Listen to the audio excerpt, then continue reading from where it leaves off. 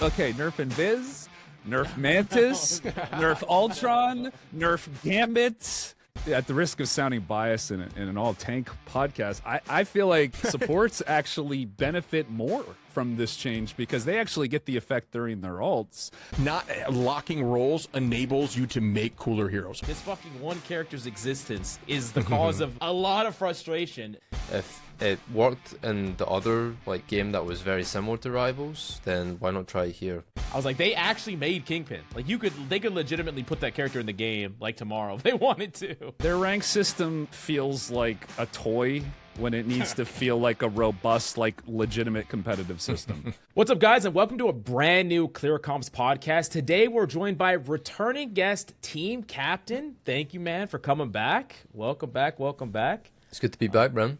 Hell yeah, hell yeah. And then new guest, caster, player, streamer. He does a little bit of everything. IRunShib. What's up, man? Thank you so much for coming.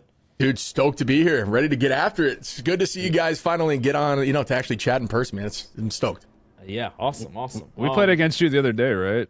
In I rank? think so, yeah. A few times, dude. I see you guys all the time. I've never been on a team with you, Captain Coach, but I've been with Mills a few times. And we're always vibing. It's a good time. And every time I play against you, Shib, I lose. I can't beat you, bro. I swear. I'm like, oh, I'll let Groot go. I'll let Groot go. And then you're just you're playing that Groot or Emma just shutting down my dice. Yeah, no.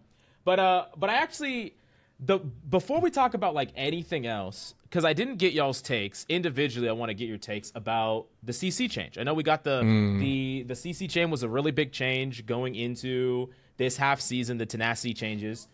With both of y'all being tank players, first I'll talk to you, TeamCaptain, because you play tanks, you play Wolf, you play Angela, you play CC is your thing, and you've even talked about it before, how you love crowd control. How do you feel about the Tenacity changes? Is it overall good, bad? How do you feel?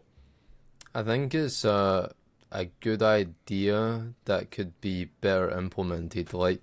I like the idea of what they're going for, but the execution is not so good. It's just usually in games, it doesn't really happen that often, right? It's not nearly as annoying as I thought it would be, but when it does happen, it's worse than it is better. Because it usually just ruins a play that someone was trying to make and just randomly interrupts what was going to happen.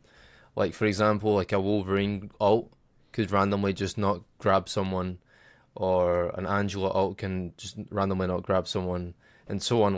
I feel like ultimates being affected by it is also a massive issue because it takes so long to farm your ult now because of the ult changes. And then you build up your ult, and then boom, you just randomly just disconnect someone from whatever you're trying to do.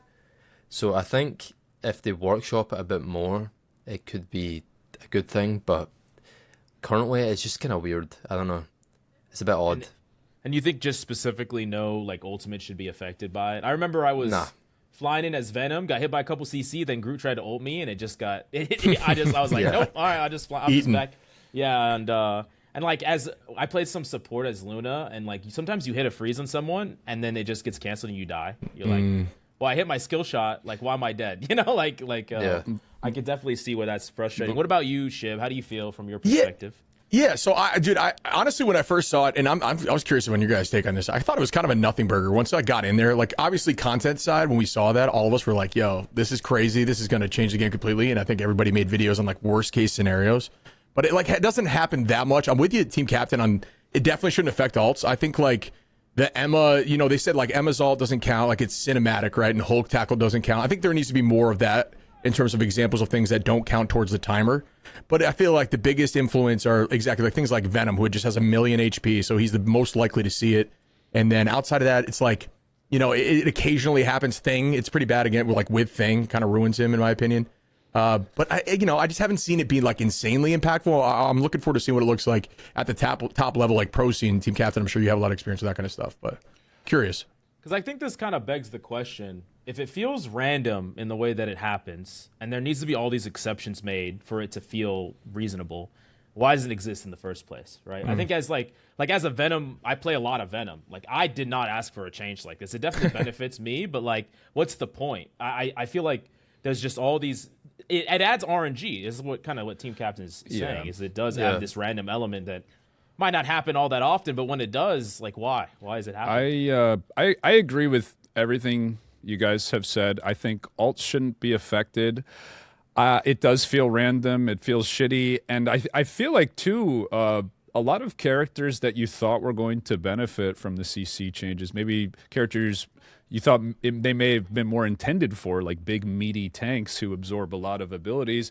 A lot of them don't even really benefit from this change, which is another thing that kind of bothers me about how it's designed, is that characters with CC immunity, for instance, like Groot, I think is actually kind of almost like more negatively affected. Like Thing too, because displacements, which like against maybe like a rogue or something where you just rack up a lot of free stacks, it's actually, you're in a situation where it's like less beneficial to you. So I think for this particular system, how I would fix it, yeah, like you guys said, don't make it work for alts. Those are the abilities that you're working for. It's pretty much how the game is, like win or lose is how well you use your alt. So that should still matter. And then make all the micro CCs, the smaller CCs, either not count or count a lot less. So I'm thinking for like, instead of counting either the amount of CCs, let's do maybe duration and then assign a time value to each of the displacements based on like how effective they are.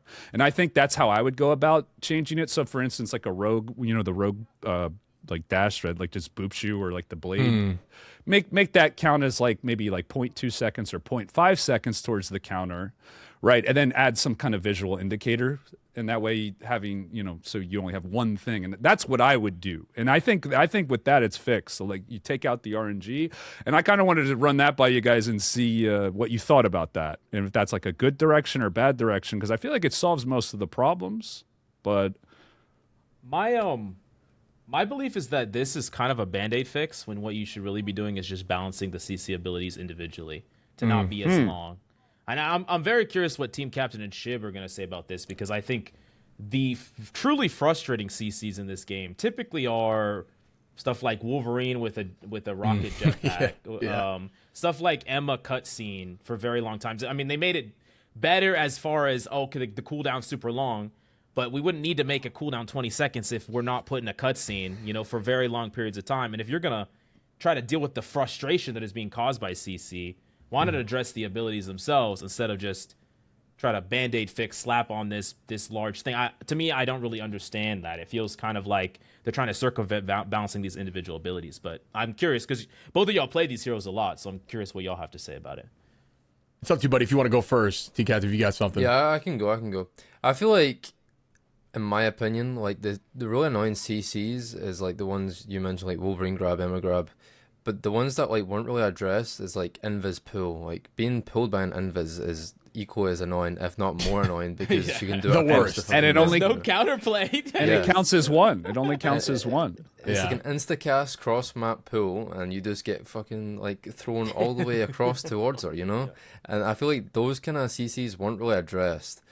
What I would have probably liked to see happen, which could have been more interesting, was just introducing like a tank passive to make it so tanks are less affected by CCs. Because I feel like no one should really complain about CCs except tanks, because tanks are the ones taking the brunt of it, as they should be, you know, because they're supposed to tank for their team. But like, if a squishy gets CC'd, they're just going to die after the CC goes off because they have low health. But a tank can at least take one CC and live.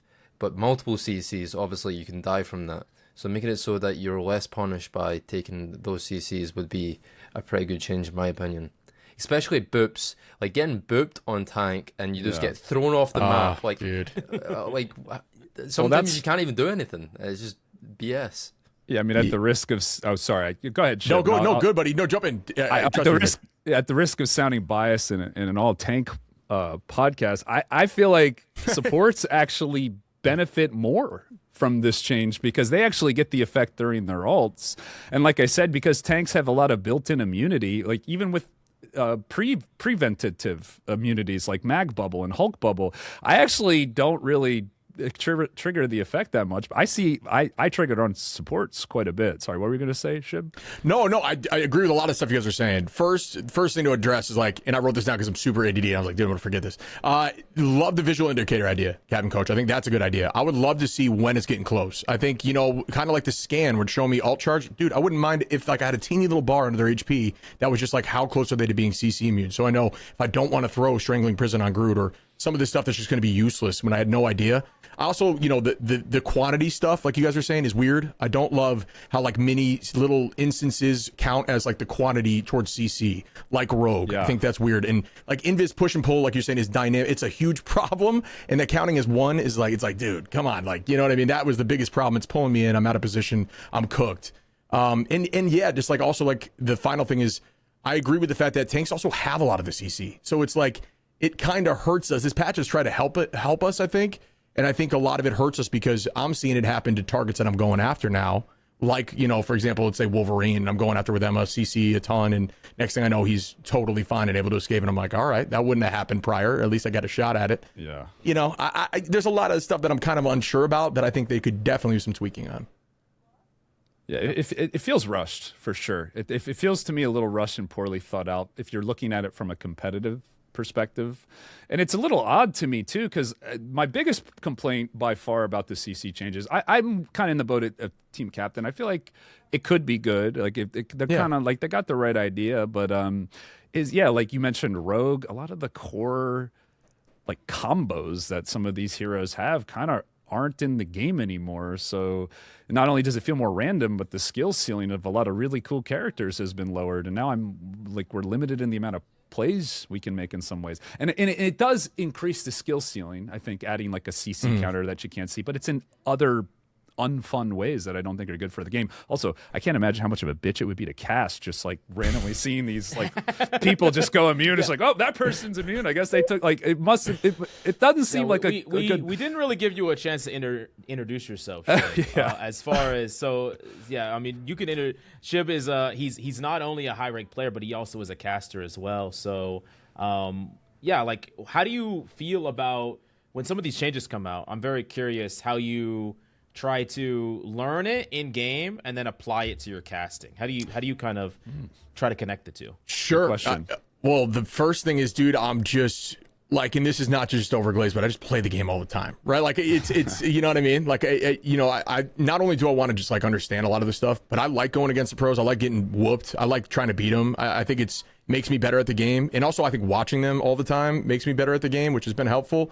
But it's going to be tricky on like the CC front. I haven't had experience with what that's going to look like yet at the top level. They're going to learn around it. And I thought it was going to affect Rogue from all the content stuff that we saw. And then, you got Vess, who's one of the best Rogues, I think, in the world, saying, it's not a big deal. But I think when they get hands-on with it at the top level, they're understanding what they can and can't do. It's going to change stuff. But it's going to be funky with the casting, similar to like the, we were talking about quantities with Thing. You putting down a Yancey Street, it lands 6 times. Everyone just stands in it. I would stand in it. You know what I mean? Get that immunity and then walk forward. I think that kind of stuff could be weird if that comes into play. So I'm not sure if that's going to work, moving forward or if they're going to change it. But yeah, man, I just think it's, in terms of answering the question about like how this all works, a bunch of time in the game, love watching the pros, thinks it makes me better. It all just kind of drives me to play more. And I'm not just doing that because I'm hired by them at this point. I'm just like hard addicted to this game, dude. Like I just want to be really, really good. I'm pretty sure at this point we're all kind of pretty addicted to this game considering we play it like all the time. It's all we do. Dude, it's literally all we do. I was pretty doom and gloom about this patch, but I'm actually enjoying it. It's not as bad as I thought. I do think they need to make some kind of change though. But touche. You mentioned oh yeah, go ahead. Oh no, go on. I was about to say you mentioned top Rogue. That was TeamCaptain for a little bit. Yeah, it was. Yeah. A little bit, yeah. I kind of want to hear your thoughts on the Rogue changes, unless you wanted to go in a different direction, Mills. Well, I was just gonna ask because I really wanted to hear their opinion about the ult changes because we never asked them about the ult changes either. In 7.0 we got some pretty big ult changes to reduce the amount of ults in the game. TeamCaptain, I specifically want to ask you, do you feel like, one, do you think it's a good change? 2, do you think it's enough? Do you think it's too much? If you were in charge, would you make it even more? Or like, how do you feel? How do you feel overall? I'm kind of curious. I think it's the best patch that they've ever done with the game. Like, it made the neutral feel way more important, and the game became less like ult swap. Like before, the major complaint was that so many ults were going off like every minute. Now it feels like it goes off every 2 minutes, which is a big change. And it just, honestly, it just feels better to play the game now. I can't lie. Like, they could not have done a better change than the ult change, in my opinion. Very well done. Do you think you would maybe turn it up to a 25% nerf, 40% nerf? We were talking about more. I was initially in the camp of I thought the alts needed to go up about 50%. And then once I experienced it and played it, I'm like, nah, it's pretty much the perfect amount. I feel like it's in the alt stuff is pretty much in the perfect spot for me. I'm just happy with it. I can't lie. I think it's fine. Yeah, that's good. Do you think I've been noticing a lot of critiques lately that the games feel more lopsided than ever? Do you agree with that? And do you think the alt changes are because of it or not? Or is it? I mean, I think it's a lot of players used to just rely on the fact that alts were the main thing that determined every fight. But now the neutral actually matters, so a lot of players are getting exposed. They're on fraud watch and they can't actually play the game for shit. I think that's the main issue here. Like, the people need to actually provide value when they're not in the alt fights, and I think that applies. I don't want to like call them out too much, but support players don't really use their utility very well. 4 tank players Like, calling out average. support players. What do you expect? You clicked on the podcast. Okay. Average support players are not very good at using their utility, not like using the extent of their kit to benefit them and their team. They just like to kind of heal and chill out, which is fine, but like if you want to win, then you're going to have to like contribute a lot more than that now because of the ult's been nerfed. Yeah. No, Yeah. I have noticed that. Yeah, like the gap between teams definitely seems a lot bigger because of the potential. Like the ceiling is kind of increased in some ways because there's more time during the game that isn't just everybody's immune to death. 100%. So it's been kind of crazy, and I think games now, Shib, I'd be curious to hear your take. I feel like games now are decided even more by supports because the role is technically a little worse. Yeah, I think one of the funniest things that me and Dog were talking about in the green room is like, I think that if a lot of these hardcore duelist pro players put some serious time on strategists, they could be picked up by some of the best teams in the world if they really dedicated to the role. You're talking about Dogman, right? Yeah, he's one of my co-casters, Dogman. Yeah, from my recollection of Dogman back in Overwatch was way back when he actually was a DPS player. He played DPS a lot. Then he moved over, and I think this was a conversation back in early Overwatch days where it's just like, you know, a lot of DPS players' natural talent would be on support. They just don't play the role. They should play the role because it's a very mechanically demanding role. You need to make plays, mid-fight plays, 100%.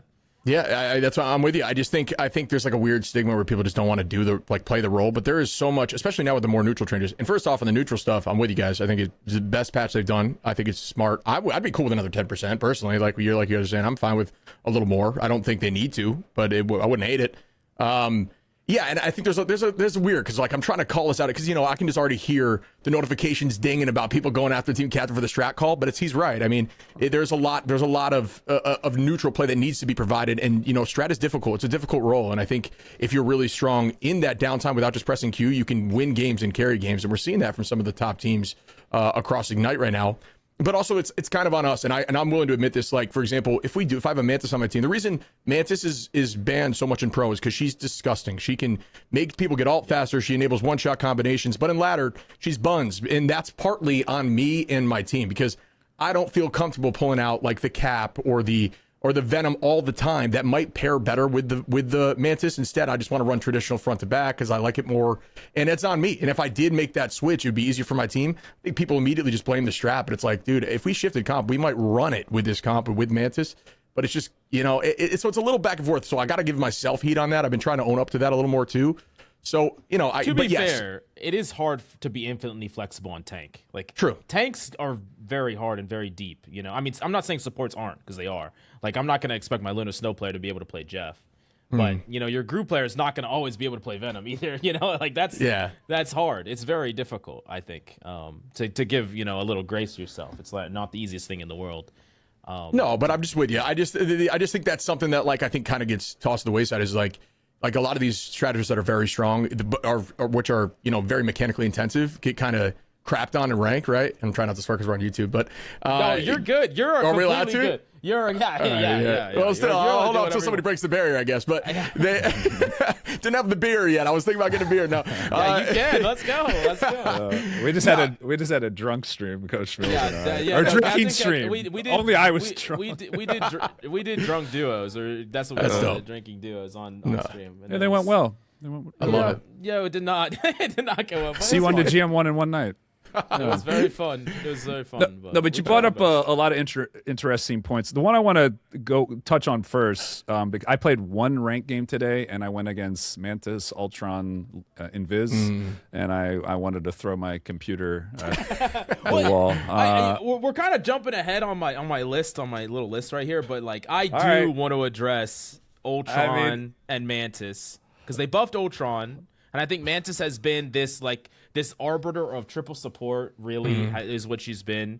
And I think that, like, overall, I think the meta is in a really good spot for a lot of it, but not Mantis, Ultron, triple support. I think that this is one of the most frustrating comps to play in ranked. I think it happens very often where if it's unbanned in, like, an Eternity lobby right now, if they start losing, they're on it. It's so they're just stupid. Swapping to it. I hate it. And then you have to mirror it. How do you feel about these characters, Ultron, Mantis? Do you think there's a design flaw here? Do you think that it's just part of the game? Do you think there should be reworks? What do you think?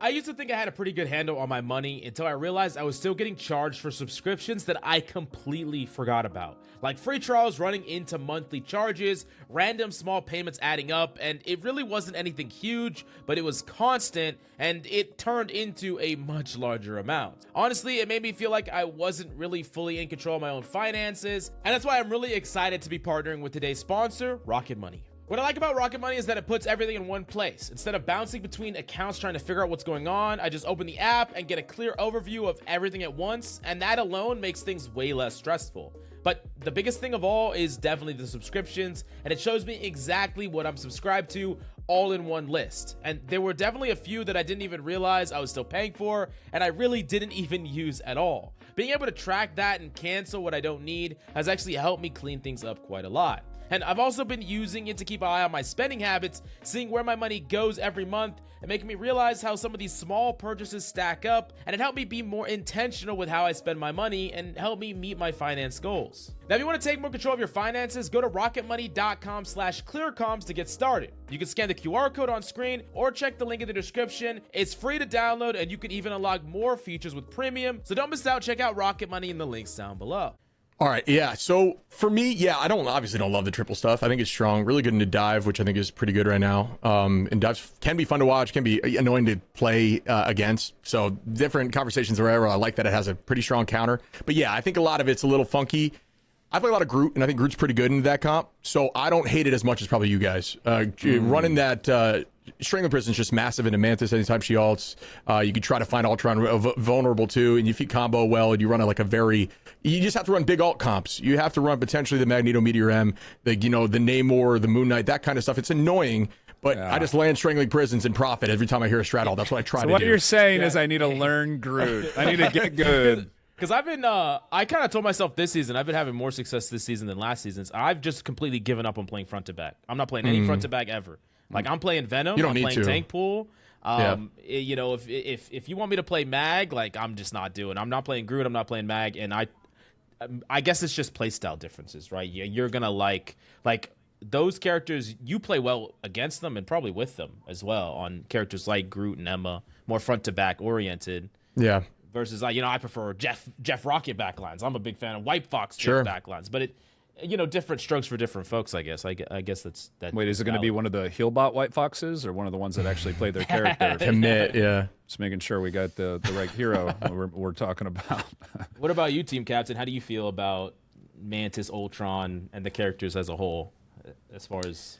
So the thing about them is that they'll never be bad because what they provide is basically they provide a DPS character that can provide the utility of a support. So you're basically not even losing out on any of the damage, but you're getting all of the utility, and it's just insanely overpowered. Like, I think the only thing that can make it bad is if they just make the characters fundamentally bad, but then they'll never be played because they can only be played in 3 support comps because they don't have enough healing to provide in a 2 support comp.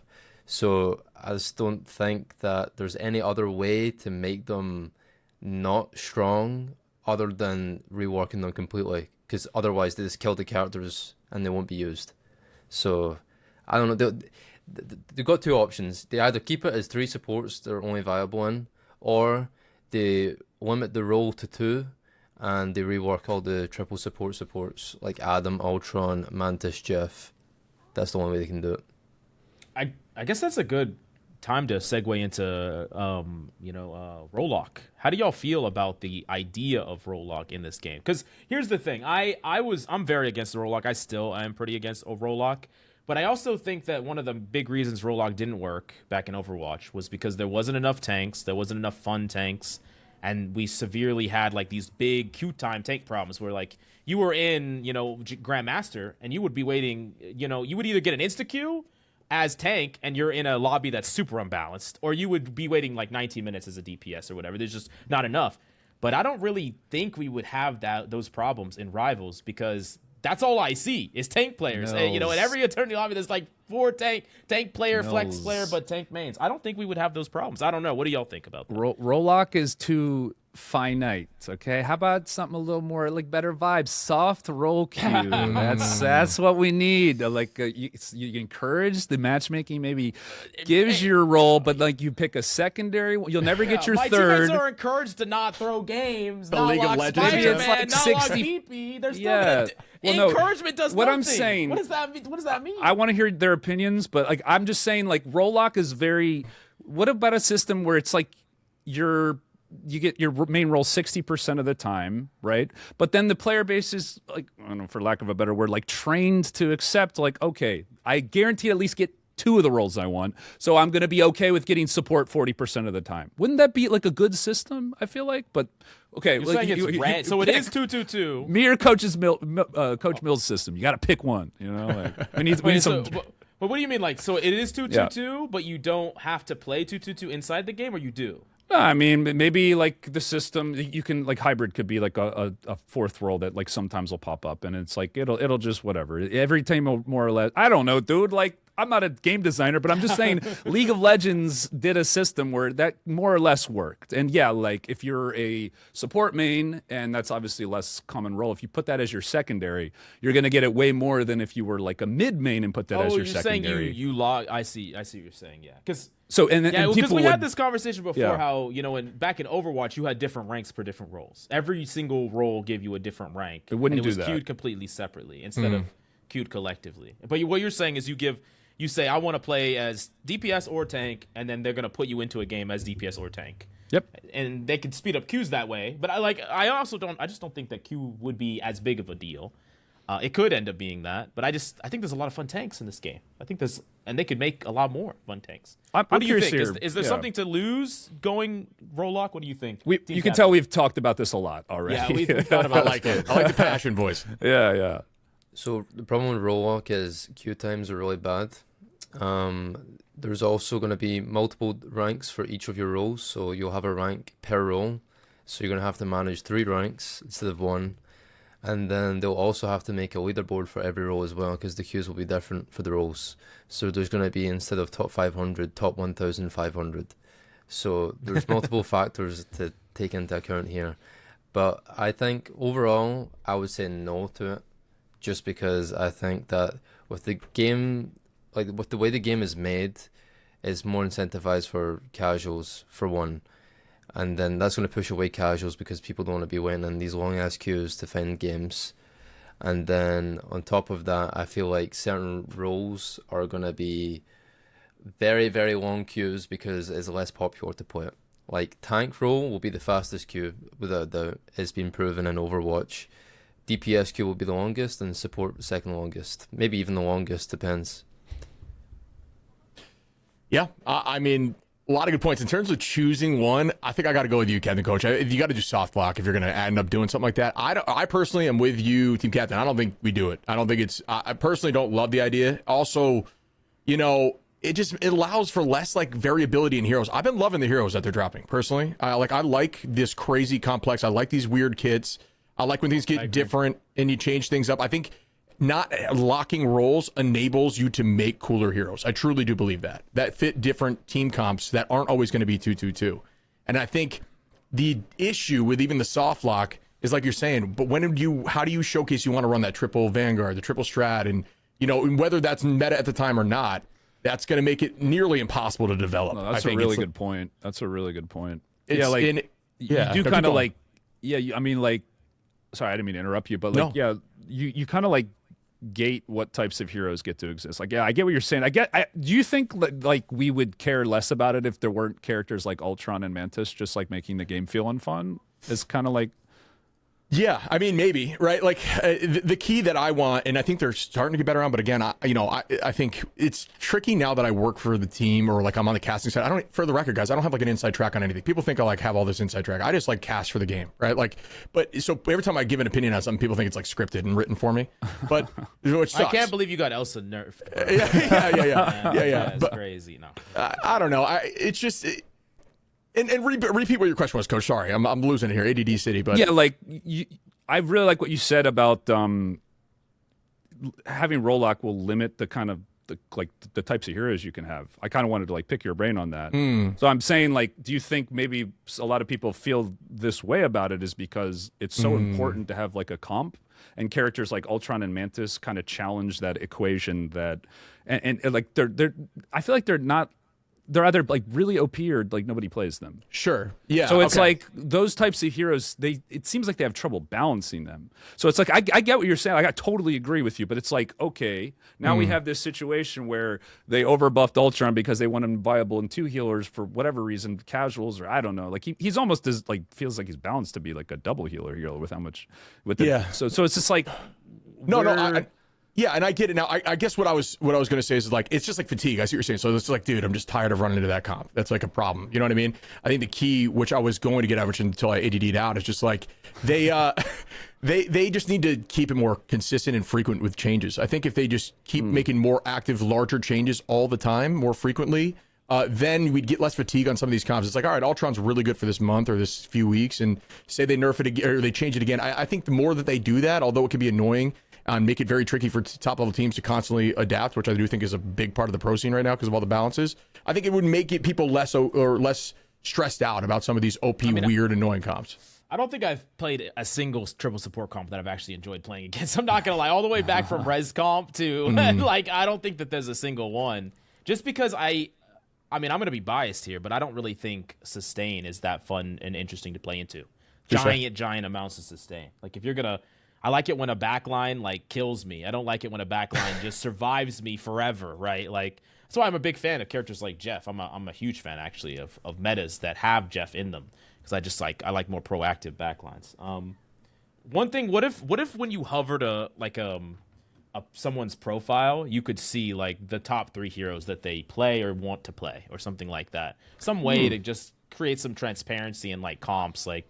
Know what people can play, know what people could fill to. I remember back in Overwatch, you could quickly just, you could just look at someone's profile and just quickly know what are their like top 4 most played characters and be like, okay, that guy plays that. What can I play? I always a great thought idea. It was a cool system. But anything that'll help improve the quality of the games, I think, is an obvious like win that they should put. That's a great idea. Like just be able to. Well, for a while there was no private profiles back in Overwatch. You could not private your profile at all. So I missed that.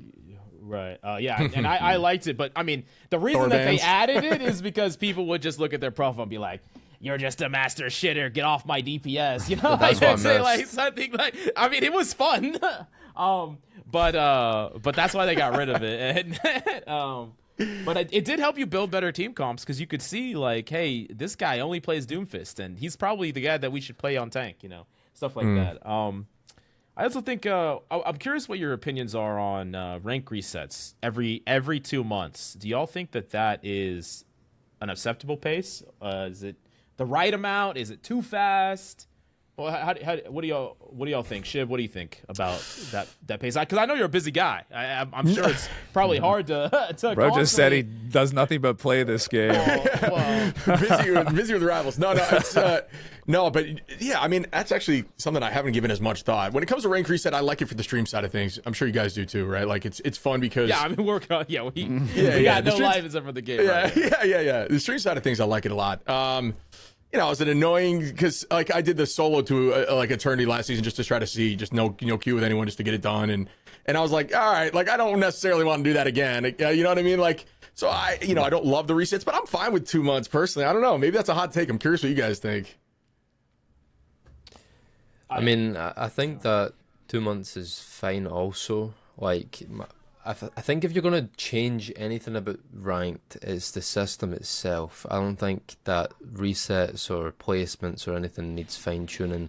It's just like the way that people get points, and maybe the divisions could be changed a bit. Me personally, I would like if there was 5 divisions per rank instead of 3, just to kind of spread people out a bit more.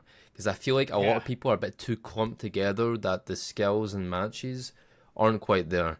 Like you'll always have like one person that doesn't belong. Like, I feel like C1 to C3 just is not even remotely close to one another. No, it just feels like that's a massive gap, like a huge gap. Yeah.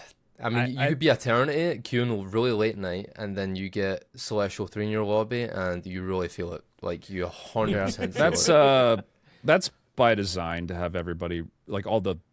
I've thought about this a lot. Like they don't use a traditional elo system in their game, which is I think the more balanced way to do it. I think they're more worried about engagement. Like they say they don't have engagement optimized matchmaking. Not again. We're back on this every time. No, but their entire rank system is back in full force every pod. Their entire rank system is balanced around basically like having everybody like TeamCaptain said it. There needs to be more divisions to spread people out, but they want people close so that they can you can log on any time of the night and get some quick queues. And it only says we're a division away, when really and they can have 5, and then y'all could say, oh, it's for engagement because then you feel like you're making progress at a faster rate because there's 5 now. Like no matter what they do, people could say the same thing. Like they could just make the argument for engagement or whatever. Their rank system feels like a toy when it needs to feel like a robust, like legitimate competitive system. It feels like a toy. It doesn't. It feels like we're just. I mean, for that I agree with you actually. Like even like the shiny borders and stuff, and I feel like you climb super quick. Piece of candy, yeah. It's I mean, that's like every rank system these days. Like I know. Like even Overwatch changed their school, rank man. system to turn into like what Rivals is right now, but. Yeah, I think the real problem, I want to hear what you have to say about this, Shib, is I think that performance should not really matter for climbing anywhere near as much as it does right now. If you can have a 45% win rate and climb to Celestial, there's something fundamentally flawed there. Yeah, I think all of us can preach. There's kind of like a tank tax too. It's weird. Like even when I'll get MVP with crazy finals on Emma, I've got 18 points. I'm like, what is going on? I'm like, how is that even possible? Or where if I just... or if I'm struggling, if I just switch to Moon Knight in the spawn door and just farm damage, I would get, you know what I mean, less loss. I just think that can't be. I don't love that at all.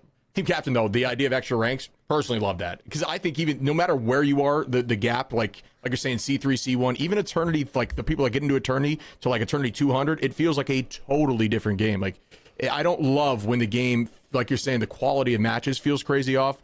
Because I do think, like you're saying, there's just a wide range of like disparity of understanding of the game through every single rank right now. You know what the biggest problems with the rank system that they could easily change is? So if you're on a team that has, let's say, like you're Celestial 1, right? That's the highest rank in your team. And you have a team of Celestial 2s and Celestial 3s. And then you're against an enemy team with 4 Celestial 1s and 2 Celestial 2s. You'll lose or gain the same amount as the enemy Celestial 1s, despite the fact that you have less chance to win because you have lower ranks in your team. Because your winning amount and your losing amount is determined by the highest person in the lobby and the lowest person, not based off your team's average skill rating and the enemy's team's average skill rating. That is one of the biggest problems with the rank system. And that's why you're losing 18 points or gaining 18 points when your performance is like... fine. I think we need to change that. Yeah, I've definitely noticed like the higher rank people obviously get less. right? And It should Yeah, just you be do. mostly flat. Like once you get But to a I- certain elo, if it's just plus or minus mostly flat. Like So imagine if it was just plus 20 or minus 20, but then they give you a little bit less or a little bit more for those differences. You know, just to basically, turn I them off the think top. what you're saying is if their team's average elo is higher, you'll still get punished the same way for being like it's not relative to like the difference in rank to the if penalty you're the that you outlier. receive. I think right, yeah. That if that's how it works, that's like super. That's how F. it works. Yeah, how it that's works, yeah. stupid. Then that's so stupid. Yeah, well, because Yeah. what the system is trying to do is it's saying that you're the highest rank of the lobby, so you should always win, which is of course not reasonable. But that's what they're Right. saying. Like, Or- if you yeah. win this game, like you have to win this game, or else you're gonna lose a shit ton, even if the odds are stacked against you. It's like it's not really fair, but that's what the system is saying to you, basically. But it has two negative effects. It punishes the person at the highest rank, and they get punished for it way more. But then the person that could have been detrimental to the game gets punished way less. And guess what? They Yeah. get to climb more, and they go up further in the rank. And then that means that they're gonna skew the system to be even worse because there's gonna be people who are of weird skill ratings that don't belong. Yeah, there should be a system in place where if you throw that game, if you're like the worst player, that the high rank player gets to steal rank from you. They get to yoink your. They're like, oh, you just lost an extra 5. It's being given But it's compensatory actually- to your other player. It's actually played out in the game. Like you see the characters going in and like taking his lunch money. Yeah, just, I just need wait. that. Just wait until like Yoink. 200 Yeah. characters from now, when there's like a fourth wall breaking character that can steal your elo. It's gonna happen. I'm just letting you know. You're gonna lose. It's gonna be a hero that you lose Domino. less. You Domino lose less gives you better hero. EM. It's like this hero loses less per game. Like you -1 instead of New 16, main. you're losing 15. Yeah. Hard lock every game. That would you know? be insane. That's actually insane. Oh. No, but building off what you're saying, TeamCaptain, and like you guys are kind of piggybacking on, it's like the system, because you're such a high rank comparatively, it expects you to SVP and MVP, but it doesn't account for the fact that that's not the SVP and MVP system. Truthfully, is just flawed. Like, you know, it really does benefit certain heroes. It doesn't necessarily benefit performance, and I think it also leads to some weird conversations in the lower side of ranks where things like Jeff and Ultron farm MVPs, where they're maybe not always the correct choice for those in those ranks, and then it gets them the wrong mentality of who's the best and how to play the best because they just deal damage and heal at the same time, right? And that it just leads to a bunch of weird stuff. So I think the system inherently needs to be figured out. Yeah, it's like you said with tank tax. I remember this one game. It was like, I think it was defense on. It was the Asgardian map, you know, with the payload. And multiple times I was playing as Venom, and multiple times my team was getting rolled, so I just stalled the cart. I did that 3 different times. We died. I ported back. We ended up holding them on first, and then I ended the game with like 2 kills. But like because of what I did, Yeah. like we first point held them, and then I only gained like 15. And what I did was undoubtedly the most impactful thing that anyone on the team did, because they literally only got like 1 impactful fight and they never got to cap first point. But it's just completely flawed. It's part of the performance problem with the You tank. can't definitely a see problem. Venom's value if you press tab. It's the same thing with Hulk and Captain America. Like, if you press tab, you don't see what they really did. Like, they could have cancelled ults, they could have stalled the cart, they could have attention traded the back line so that they don't heal the front line. There's so many things that they could have done, but you can't press tab and see it. Like, people just think that stat padding is the whole game when in reality it's really not. Well, it's sad though that again, I think that's another issue with the matchmaking, is because performance points exist, that people who are incorrectly, or maybe not incorrectly playing, but not playing in the way that's like most conducive to winning, will still climb through, like you said, negative win rates. And I think that's like what a lot of people have with performance points, is that it encourages, like Shib said, like bad, like with the Jeff and Ultron, like bad habits too, like really bad habits. Like any system that has players giving up on the game, swapping Moon Knight just to like farm damage, just so that they lose less. Yeah. Like, they're rewarded for giving up on a game that was actually winnable, because you can always win a game and they just give Agreed, up. dude. And Yeah, that's what I'm saying. it's like, insane. That's, If you're it's throwing insane. on Widow, you're trolling. Like I guess technically your stats would be better on Widow because everybody throws on her, like relative to the other Widows throwing. But I'm saying, like, why leave it up to chance? Just play, let's play something like Moon Knight or Thing and just farm their tanks or something. You know, like. Yeah. So what I wanted to do is I wanted to go through each of the roles and just hear y'all's opinion on the balance of the roles. Let's start off with the role that we all know best, tank. How do you feel about the balance of the tank role as a whole? You know, compared to each other, and you know, just in the game. How do you feel, TeamCaptain? How do you feel the tank role has been balanced right now? I think the tank role is in probably one of the best states it's been in so far. Like, I feel like, me personally, I can play like any tank I want. It really just depends on what my team wants to play, what the bans are, and what the map is. And it can really change a lot what I'll play. Like, I've been playing Captain America a lot because I want to play on dive comp. Or I'll go Venom because we have a Jeff and I want Jeff team up. Or maybe I'll go tank pool because, you know, I want to play like a frontline tank, but I don't want to like play too frontline. I want to kind of go around the map a bit. Or I could go Doctor Strange because I have an Invis, Rogue because I have a Gambit, and that goes on. Apart from Penny, I think Penny's literally the only outlier that doesn't apply to.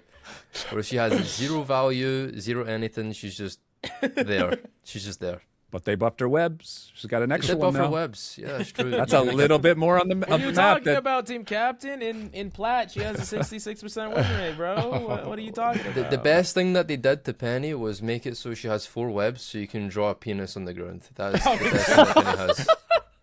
True. Is it, dude? You gotta add the apostrophe whenever you're saying pennies. I'll tell you that. Getting the experts on. Oh, I love it. Getting the experts on, guys. What do you think, Shib? How do you feel about the balance of the tank role as a whole? Yeah, I mean, balance of tank role personally right now, this season and last, I thought it's been perfect. I think they're all viable. You know, I like to crap on Penny too. You know, for this, there's going to be comments about Penny from both of us, buddy. We both don't think Penny's in a good spot, but everybody in the lower levels think she's a raid boss. You guys are making me feel dumb. I banned that hero. That's my #1 ban right now. Really? And I'm proud of it. All right, respect. That's This what is I've been telling Captain Coach he needs to pick up like Moon Knight or something because he hates Penny so much. I banned that I'm hero. like, that can't. Hey, I got my eternity, bro. Whatever works. Whatever works. You know? But yeah, I think it's been cool to see. Like, I kind of slept on Rogue until I watched a lot of the pro scene stuff, and then when Gambit gets through, like TeamCaptain saying, it's just she is obscene to the point where she's banned all the time now. I've been picking her up and playing her whenever Gambit's in the game, and games feel a lot easier because she just essentially has her own Gambit alt every 30 seconds. And, you know, that kind of stuff, I just think even heroes that I was sleeping on now I'm noticing in the right circumstances are disgusting. So, yeah, Vanguard's side, I think we're in a good spot. What about you, Captain Coach? How do you Oh feel? no, I totally agree. Like tank is, I think, the best it's ever been. And yeah, I still think there's places to pick Penny, but like maybe I just don't know enough. Like I don't play enough counters to like some maps. She's like really, really oppressive on like the Dracula map and the Clintar. But no, I totally agree. Like I feel like when you have a team who knows how to shut her down, she's kind of probably the weakest tank. Yeah. No, yeah. Like I feel like all the tanks are B tier or higher, and even like the bad tanks are. There's still like Thing is probably one of the weaker tanks. Still think Thing is like super OP. Like Thing is really strong. And I mean, he got kind of fucked over by the alt change, like probably more than just about anyone. Which Still good against deeps, which is nice. Since all the DPS. Since we're talking on tanks, I did want to circle back to the Rogue because Rogue is a character I really like. And I figure she's probably one of the most affected by the changes. I knew pretty early on Rogue Gambit was OP, but now it's like everybody, okay, you pick Rogue with Gambit for the team up. Because I spammed her, but I wanted to get mainly your take, TeamCaptain Shib. Do you play Rogue at all? Or I started 2 cents on watching the pros, if I'm being honest. But yeah, no, I want to hear TeamCat. He's played a ton of the hero. I'm curious on his take too. Her win rate's actually gone up since the CC changes, which I mean, maybe that's just like a little like bias because now maybe more people are playing or something. But like, I was curious to hear your take, like kind of where she's at right now, because I think on your tier list you put her A. No, you put her kind of where I did. I put her best in slot if she has the team up, and in A if she's no team up. That's it. Okay. So do you think she's worth picking on her own? And then like, I just wanted to hear your general thoughts on like how she's affected by the CC changes, like the interactions. So she's worth picking without the Gambit. I think if you have the skill set to make it work, she can be worth picking. I would say you'd play her in place of Hulk, for example. Like instead of playing a Hulk, you'd play a Rogue, because I think they have the same kind of value to a team where they take brawls and they like taking prolonged fights where everyone has to fight close to each other. But I think if you're gonna play Rogue without Gambit, yes, she's still good, and I don't think the CC changes are that big a deal. Like, if you're good enough on this character, like, you can easily do a lot more than hit these TikTok combos. Like, let's be real. Most of the time, when you're hitting a roll combo on someone, they're probably not going to die because they're going to get healed. You're not one-shotting anyone with a combo. Rogue's value is not really from that, and it's from, like, her utility with her grabs and displacement, I would say. Yeah, I feel like brawling, like you just want to brawl on her a lot too. And I actually have had Tenacity triggered on me as Rogue, whereas like Hulk pretty much never I get it. Like Thing I pretty much never get. On Rogue, I actually get it sometimes. And it's like because she doesn't have like a built-in immunity. So I thought that was, yeah, I feel like that and people kind of realizing, yeah, her and Gambit, you just do that. I think she's in a pretty good spot. Like I think Rogue is. Yeah, did I miss the memo? Are we letting Gambit get through the ban phase? Like, I don't know. Like, why is Rarely. I just don't think that character should ever be through the ban phase. Still, by the way, I know we're gonna probably talk about supports in a little bit, but I feel like you do it if you have someone who hovers Gambit because it's like it's just a numbers game at that we're point. still banning it. Hope the enemy team messes up. Like I don't Friendly know. fire. Yeah. Yeah. Okay. I wanted to talk about. Wait, real quick. Buff Thor, buff Venom, buff Tankpool. Not TeamCaptain Thor, bro. Moving on to the DPS. No, I'm kidding. What about the state of DPS? How do y'all feel about the state of DPS? Because I think this is the complete opposite of tanks as far as the difference between the worst and the best. What do you think? What do you think, TeamCaptain, about the state of DPS right now? Yeah, I think it's like the complete opposite of tanks, where it's just like you got like 5 to 7 DPS that you really swap between, and then everyone else is useless. And it's not like those DPS are ever going to get banned in Ignite because you want to ban out supports instead because they're more powerful. And I don't know, like the only good DPS in my opinion is like Star-Lord, Psylocke, Daredevil, Black Cat, Phoenix, Elsa, Namor. That's it.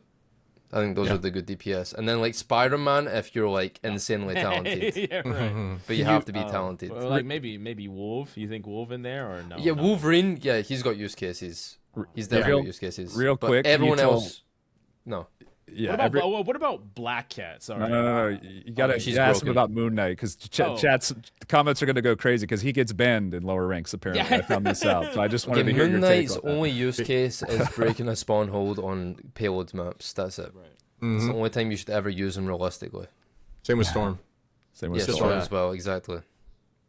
Okay. Yeah, you use her to damage boost the Moon Knight, and then you just have him farm the triple Vanguard frontline, which is now turned into a triple Vanguard, 1 duelist for a while. It was Elsa, obviously, in Pro Scene. Now it's going to be maybe different. And then 2 backline, it might go back to triple.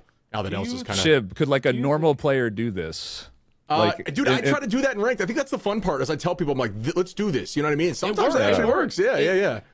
Deciding to play it is half the battle, I think. Because I mean, what are you doing? Just Yeah. output. You're just outputting damage. Like that's all you're doing. Yeah. It's just like, will people actually swap to that? Most likely not. TeamCaptain, do you think that the problems of the DPS role, or the rather the fact that maybe only 8 of them are viable or 9 of them are viable, is that a result of the role not being balanced like it could be, like the tank role is, or is it a result of there's just a lot, like there's a lot of DPS? Like, will that eventually happen to the other roles once they're double in size, or are there actual things that they could do to make it so other characters are viable in the DPS role, or is it only 9 like the limit?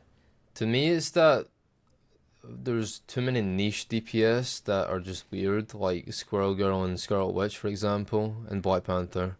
And then there's some DPS that play very similar to other DPS that are just better objectively, so you'll never play them in slot of that DPS, like Hella for Phoenix.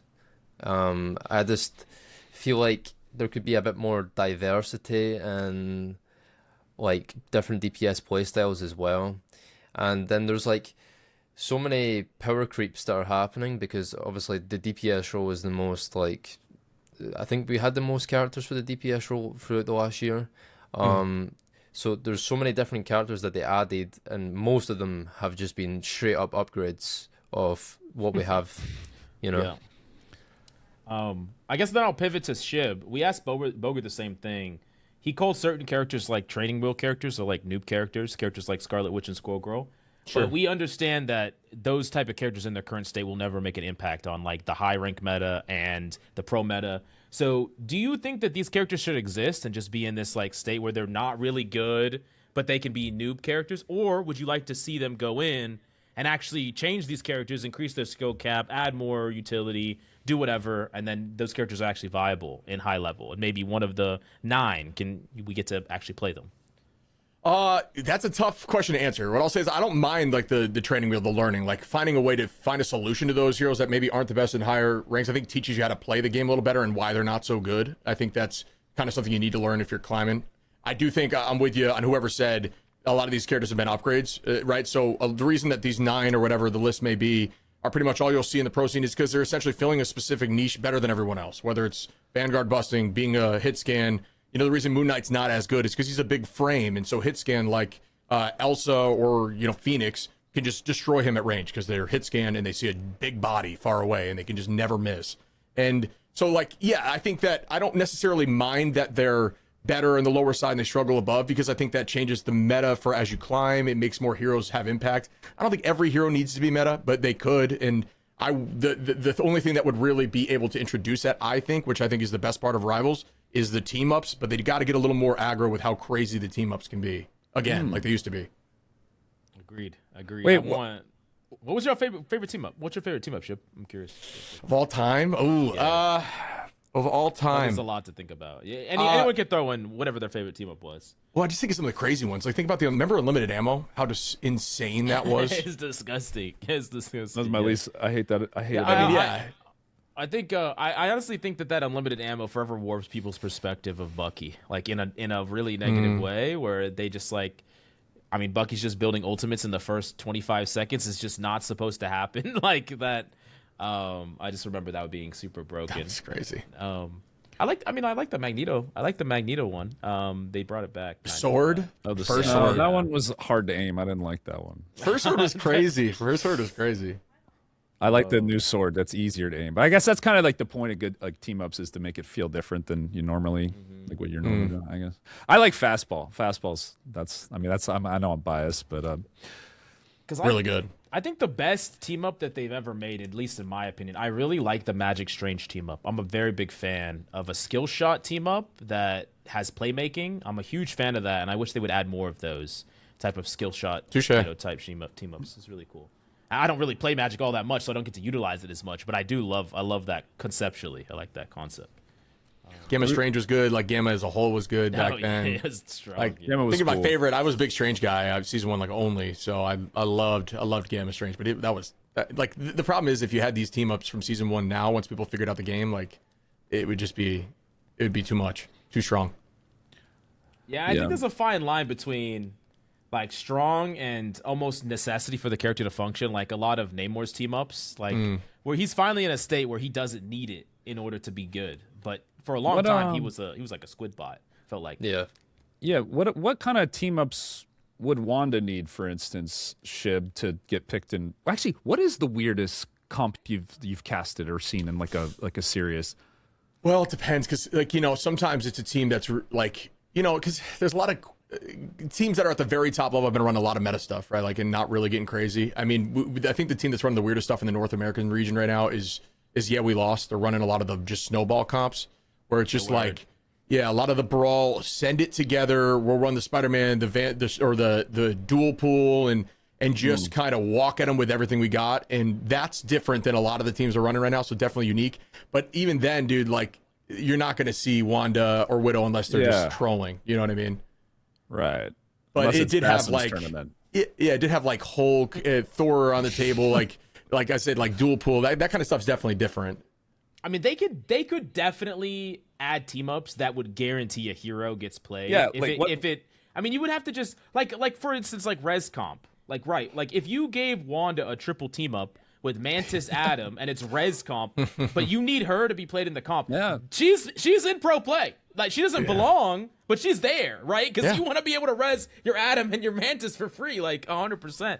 They should do stuff like that. Imagine Squirrel Girl in like just current Squirrel Girl, but with a broken team up that helps 2 other characters. So she's just randomly in there in pro play. I think that would be hilarious watching TeamCaptain play Squirrel Girl in pro meta, like, because that, like, I just think it'd be really fun. But you make the team up so strong with other heroes, like, right, like that team up is so good. Because you can definitely make him. Like, Thoughts, TeamCaptain? stuff. Thoughts on that? Making team ups to make someone OP or picked? I mean, it's already a thing, so obviously I'm fine with it. Like, look at Mantis, she provides one of the strongest team ups in the game. I mean, go for it. I think team ups are very fun. I love team ups. They actually keep the game super fresh. Like, I swear, one of the reasons why Overwatch was so like static in metas was because some characters were just in numbers worse than others. And this game basically makes it so a lot of these characters can shine where they normally wouldn't. Agreed. Yeah. What's your favorite team up, TeamCaptain? Favorite team up, like, of all time? It was tough to answer. I'm curious if you got one.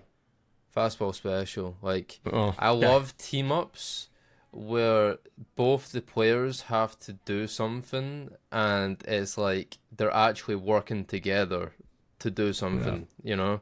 Like a mini game almost. It's cool. Yeah. It's like a full like ability on its own that both the players have to interact with. I think that's so cool, and I want them to do that more. Like, I don't know, like Iron Man and Captain America. Like, Iron Man has to beam on his shield and he can deflect it, and it does twice the damage. Something like that. That would be like, I like the more interactive ones. I think they're the best. I like that too. Very cinematic. All right, well, I guess the last of the three we have to talk about is the state of supports. We'll start off with you, Captain Coach. How do you feel about the state of supports? Nerf supports. Please, God. It's gone on too long. Invisible Woman has a 53% win rate with almost 60% pick rate. What are we doing? Nerf Invis, Nerf Mantis, Nerf Ultron, Nerf Gambit. Okay, Rocket is finally kind of balanced because every other compared to each other. Okay, the supports compared to each other. How do you feel sorry. within the roles? I think good meta pick is Ultron. Dude, I don't know, man. Like, what do you? Like, obviously there's a couple supports that are way too good. Invis is just like God against dive. She's like very hard to kill. Gambit's ult is like you have to play her. It's like you build a comp around him, and if you do, you win. If you don't, you lose. That's a problem, right? That's a problem with the game, and it's like we've made the game more skillful. Let's keep going, right? So like let's nerf some of these support ults, bring them in line. Now Ultron's support ult's like kind of good now, and it's just like, oh man, we were on the right track for so long, and I feel like they're season. they're like Luna's got buffed to her damage. She's basically like hella with heals. Like what are we doing? Like we were doing so good. The Coke nerf was great. I think she's actually probably one of the more balanced characters in the game, really. Like Cloak is, and even she's kind of OP, like with her like Shroud and stuff. So I don't know. I think they still need to look at the role, either lower the damage of the healers to the point that like makes it appropriate that they have that much healing, or lower, like nerf the ults. Like we got to do something. I think support still has way too much impact. That's how I feel. What do you think, Shib? Do you agree, disagree? Yeah, I mean, it's balance-wise similar to Vanguards. I think they're all in a really good spot comparatively to each other. And not to say they're not strong, right? Like, I think they're super strong. Some obviously fit better into certain comps than others. I think it's tricky, right? Because it's a delicate balance with this game as a whole where, if you heavily impact the balance on a strategist line, you're going to see less strategists in game. And that's not necessarily just because of the strikes or whatever, people like to talk about on social media. It's just like, I don't want to play the role if I'm getting walked, especially in a dive meta. It's like, dude, I want to be able, if I don't play a lot of strat, I want to be able to hold my own against them. And, I'm just traditional. I like running Luna, right? Because I just like hit scan. I like to. Yeah, I do too. Yeah, I'm right with you. Yeah. So I like being able to fry things, but I'm with you. They're very strong. The fact that Luna does more damage than Hela is pretty insane right now, because it's just like, why would I run Hela when I could just play Luna in 2-tap heads and free somebody first and make sure it's a guaranteed KO? That's a little crazy. But yeah, as a whole, I'm with you. Oh, and dude, one thing I wanted to mention about win rates, dude. This is a hot take. Win rates to me mean nothing, dude. To me, I agree. 60% pick rate though. No. With the pick rate, that's different. That's different. But what I always tell people is like, sometimes some of the best heroes have bad win rates because they get flamed so much by their team to switch to the hero. They end up switching to the hero with no experience or understanding of the hero because it's just meta, and they just sell win rates. It just tanks numbers. if we went Don't love purely it. by win rate, the best hero in the game for DPS for its entire life cycle is Magic, because she's always had like a 56 plus win rate. And the worst DPS in the game since the beginning of the game would be Bucky, because he's always sat around like a 47, 48%. And we both know that those things are not true. Like Magic has never been. Does it factor you know, console in? Yeah, I think it factors both. I'm pretty sure. Yeah. Well, that's why Magic's OP on console. Oh, you guys didn't know? No, I'm just kidding. No, she's like super busted. She is super strong. I feel like. Yeah. So I mean, I think that does come into it's, play a but bit. the thing like, is, what you're talking Phoenix. about though is nuance, and that's the thing that people don't see when they see. I agree. pick I rates agree and with win rates. shit. They don't see but nuance. they still look at it. matter. People don't know how to Yeah. read stats. I swear most people don't know how to read stats. Like like a new busted hero will get released, like Elsa, and Elsa will have like a 50% win rate or like a 49% win rate, and people are like, "Oh, she's not broken. She has like a 50% win rate." Well, it's almost like both teams are always playing her when she's open. Like, can people not work that out? It's And I'm pretty not- easy to work out. And I'm not gonna try. I'm not gonna try to act pretentious here or anything like that. I went to college for 5 years and didn't get a degree, so like I'm a failure, whatever. But the first day of my stats class, I remember, I think it was my freshman year or whatever. They were like, no one knows how to read stats, and here's why. And they just like brought up like things about like this stats someone could read it like this or like this or like this or like this, and all of them are actually wrong. I was like, oh, okay, cool. Yeah. But I just think that. It's easy to jump to too many conclusions with stats. Just like it's easy to jump to conclusions with I have gold damage or I have the most limbs or like we just talked about how, our in-game stats don't matter. But also I think win rate stats can not matter. But it could matter if you look at it like Captain Coach and you look at the pick rate and you look at the win rate. If a character has above 50% win rate and above 50% pick rate and, 30% ban rate, like, yeah, okay, probably that character is in need of something. I think also we forget a character gets picked because they're good, especially in higher ranks. So if a character's picked more in higher ranks, then you have to look at it between ranks and think like maybe it's because the people picking that hero get to higher ranks because it's OP. Like, so I think, I think it can go either way where it's like, Widow obviously has like a really low win rate because that's the throw hero. We can talk about why, but right. So it's like, some things are clearly biased, but I do think it matters. But when it comes to supports, when I think only like 2 or 3 are the ones like always getting picked. To me, I feel like that's an issue. Would you agree that's kind of like happening right now, guys? Because I feel like it's usually just like a couple. Like I don't think there's that much. I mean, there's not as many healers, but I don't think there's like a ton of diversity. Like you know what not to play and what to play in most games. You usually see like Invis, Gambit when he's up, but usually he's banned, Cloak, and then like Mantis and Ultron when you can pick them together in triple, and it's pretty much just like Luna, like for triple heal. I might be biased, but if you ban triple support and you ban Invis, like the support role is super open because Cloak is terrible against dive. She just dies like every time. So does Luna. And I feel like all the so healers are good. They're all good.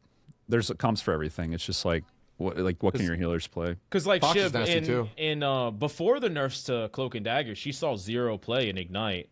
Cloak and Dagger did. So what do you think is the reason for that in pro play compared to people's perspective in rank play is that Cloak is this broken character and they nerfed her ultimate or their ultimate.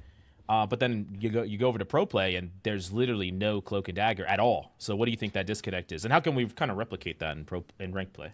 Yeah, so the thought is, and I mean, she's like, there's still opportunities, especially in like overtime situations where like at the time was nice to have because it was a little longer and you could initiate with it. And sometimes that's still the case when there's a lot of strat bans because you can kind of push forward with Cloak and force out a strat ult with a fight. But yeah, typically not as commonly played, and I think that's due, and I actually talked to a lot of strats about this before I did the tier list, like the pros, because I wanted to get their take, and it made sense to me, is when you're playing Cloak and Dagger in this current meta, you don't have as much KO potential unless you fully commit to damage. And in a meta where neutral is very important right now, where you're trying to get picks through the chaos, like at the same time of healing, like, you know what I mean? Like you can just do so much damage, for example, on Luna, who I do think is a lot better now with the damage changes.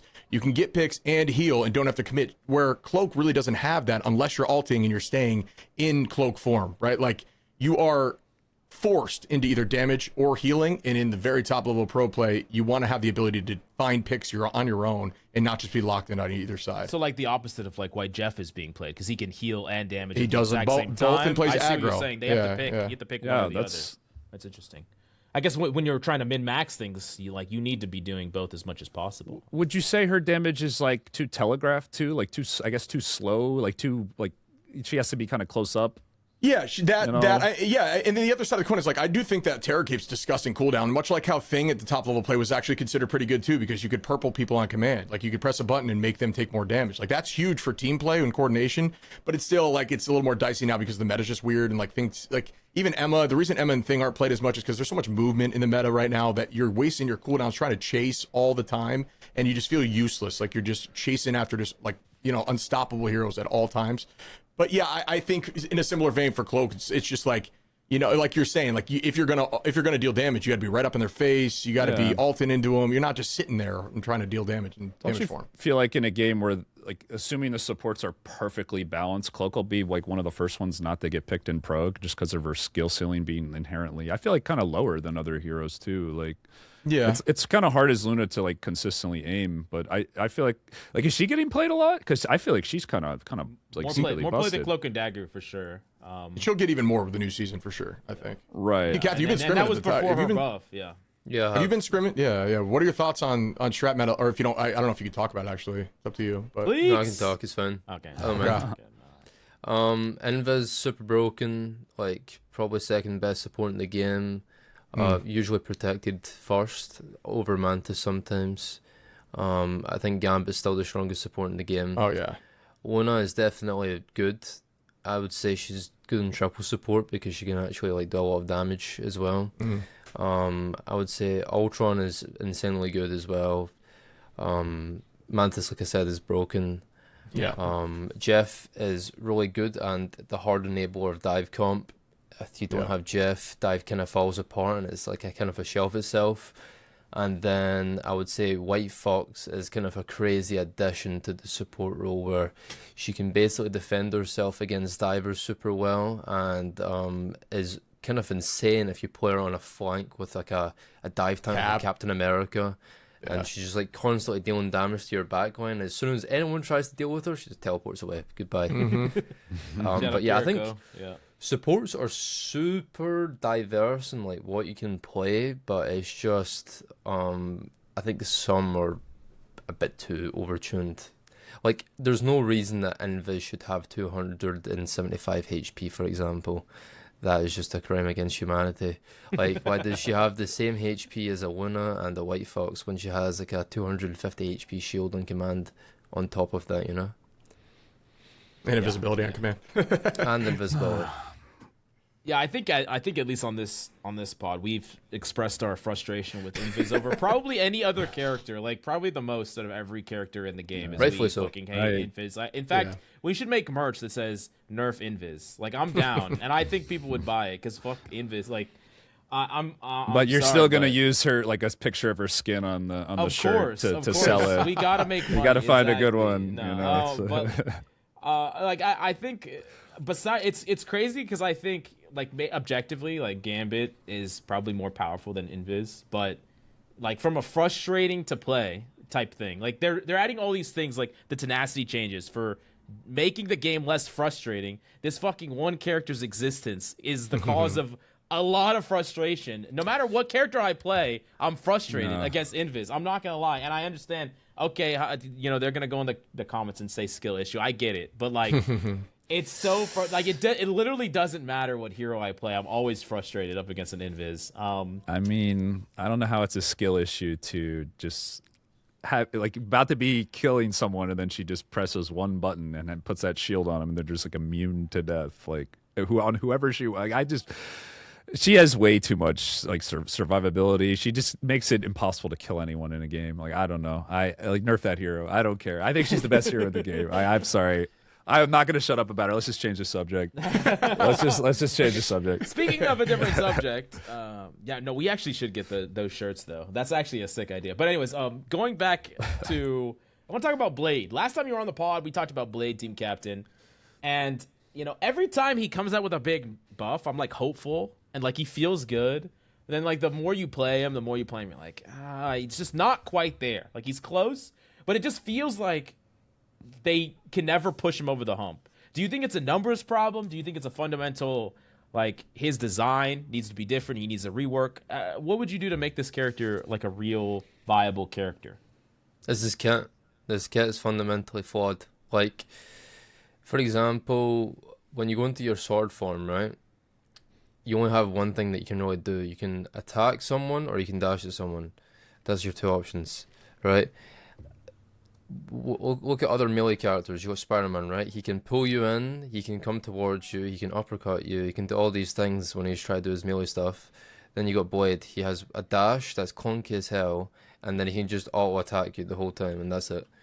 He has no like form of burst damage when he's in close. He has no form of doing anything else other than just auto-attacking you. He needs a new ability. I think he needs a new ability when he has his sword out. Because the way I see it is that he's just like, he can use the sword or use the gun, but then he's like super lackluster in both. So no matter what form you're switching between, you're just kind of whatever, you know, you're super linear in what you can do.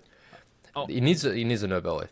What do you think about this? I mean, they could just make this a cooldown, but my idea was like once you build up max stacks, you could just hold those stacks. And then there was an ability you could press that was like a dash, like 100 damage, 120 damage dash, but it's like a short range dash, so it looks like a smaller version of your ult.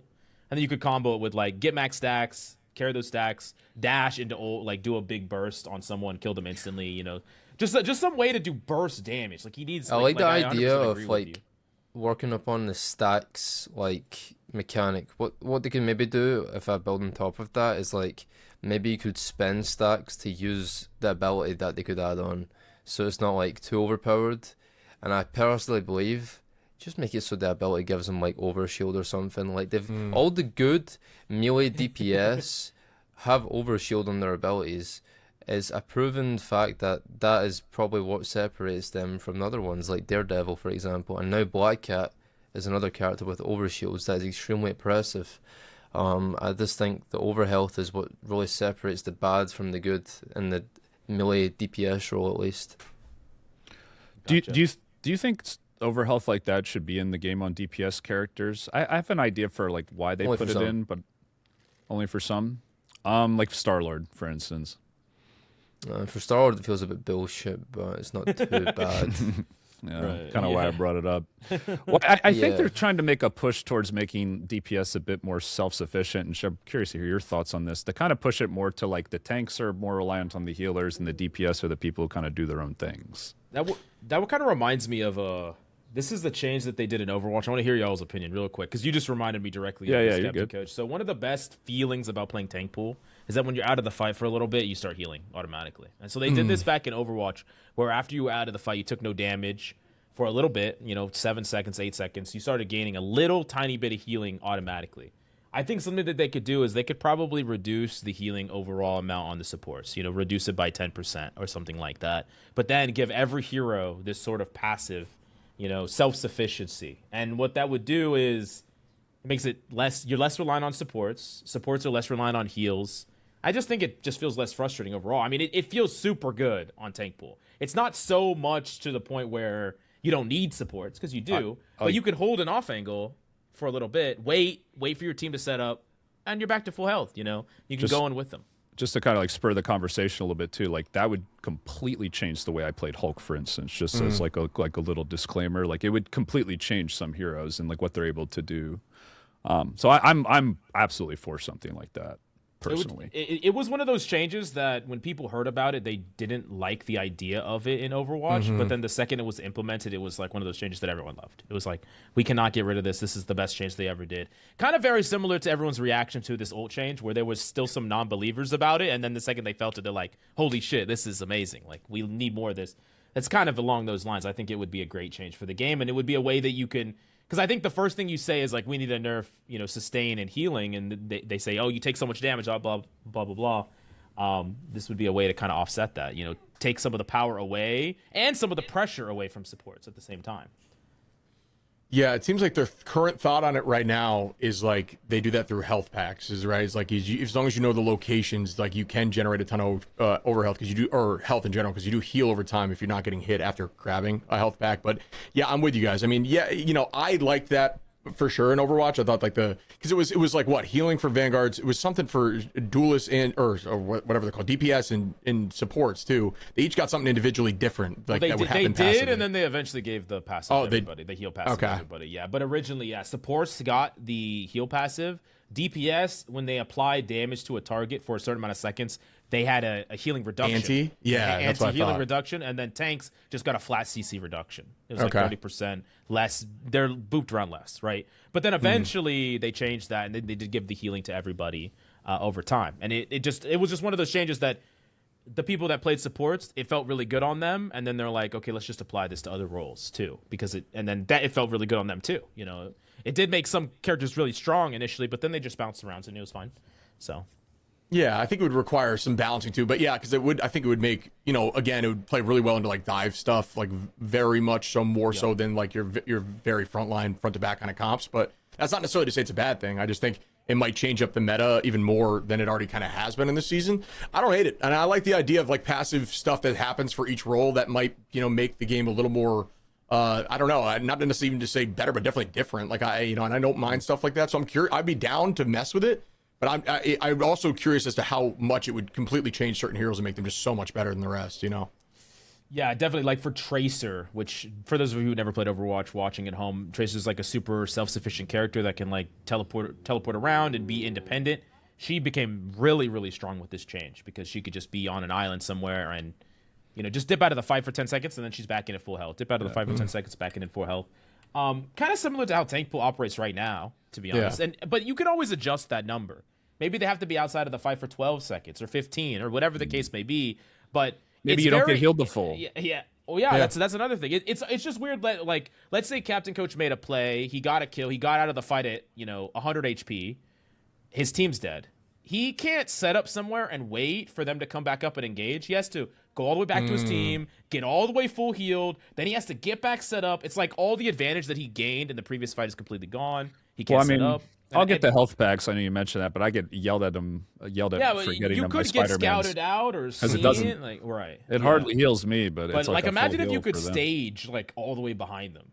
Yeah, no, I would love a change. Or you don't even have to move from your spot. Like, I just think it opens up the game, and you know, it's a real response besides just like, oh hey, we're just gonna nerf all the support healing and fuck you guys. You know, like supports wouldn't have anything to do if they added that change. They'd actually realize how shit they were when they actually like don't do damage. I'd just be in the back line, bro. Like I don't need them anymore. Might actually maybe enable, you know, types of comps that maybe you could do some 2 support Mantis comps hypothetically. It'd be awesome. You know, like I just think it's better definitely balance, something, which I don't necessarily want, but reasonable to I think it's reasonable to try. We could explore. I think it's reasonable. And like pretty much it's funny because what I like to compare Overwatch and Rivals a lot just because the changes they implement. Like an example is there was no bans in Overwatch forever, and everyone wanted bans and they would not give us bans. And then Rivals implemented it and people were like, we fucking love bans. And then they implement it in Overwatch immediately and people love it, right? And so like when things are implemented in a hero shooter and they work and people like them, I'm a huge fan of trying them in the other one. And the same thing, Overwatch ult nerfed multiple times, and every time they did it, it was light. So I knew it was going to be perceived well in Rivals because Rivals was just cranked up to the max. Like, so what do you think I about don't know. That's a space that I like. I think I'd be down for it. Yeah, sounds good. I do think that some heroes would benefit a bit more, like Psylocke, Spider-Man, Star-Lord, like flankers. I think that's pretty obvious, but yeah, you can easily balance around that, I would say. I think it's overall a positive rather than a negative for the game. I'd be down to test it. And like Coach Mills was saying, like, if it worked in the other like game that was very similar to Rivals, then why not try it here?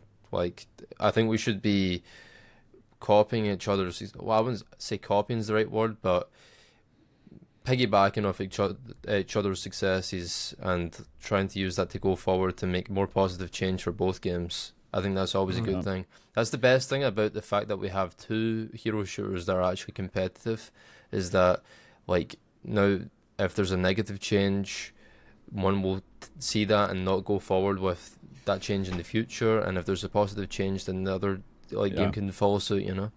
Now, and it leads to other positive changes because you get like more ideas, more people playing the game. Like, okay, now we don't need all this perma sustain now, like you said, new playstyles unlock. Well, maybe now we don't need health packs. How about a health pack that is like an objective on the map that gives ult charge like 20% to somebody, and you fight over it. Like you could do so many cool things with like that, or maybe like a damage buff for a little bit, and then like I think they should just very League of Legends. I like it though. It's like like something you hunt to get an advantage, right? Or like the health packs the Rejuvenator from Deadlock, or like creative ways to kind of give everybody more agency, right? But also kind of like balance the game.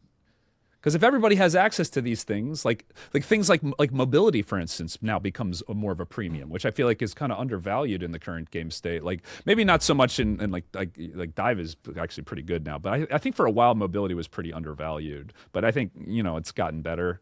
But I think there's like a lot of cool things you can do when everybody's kind of able to play the way they want.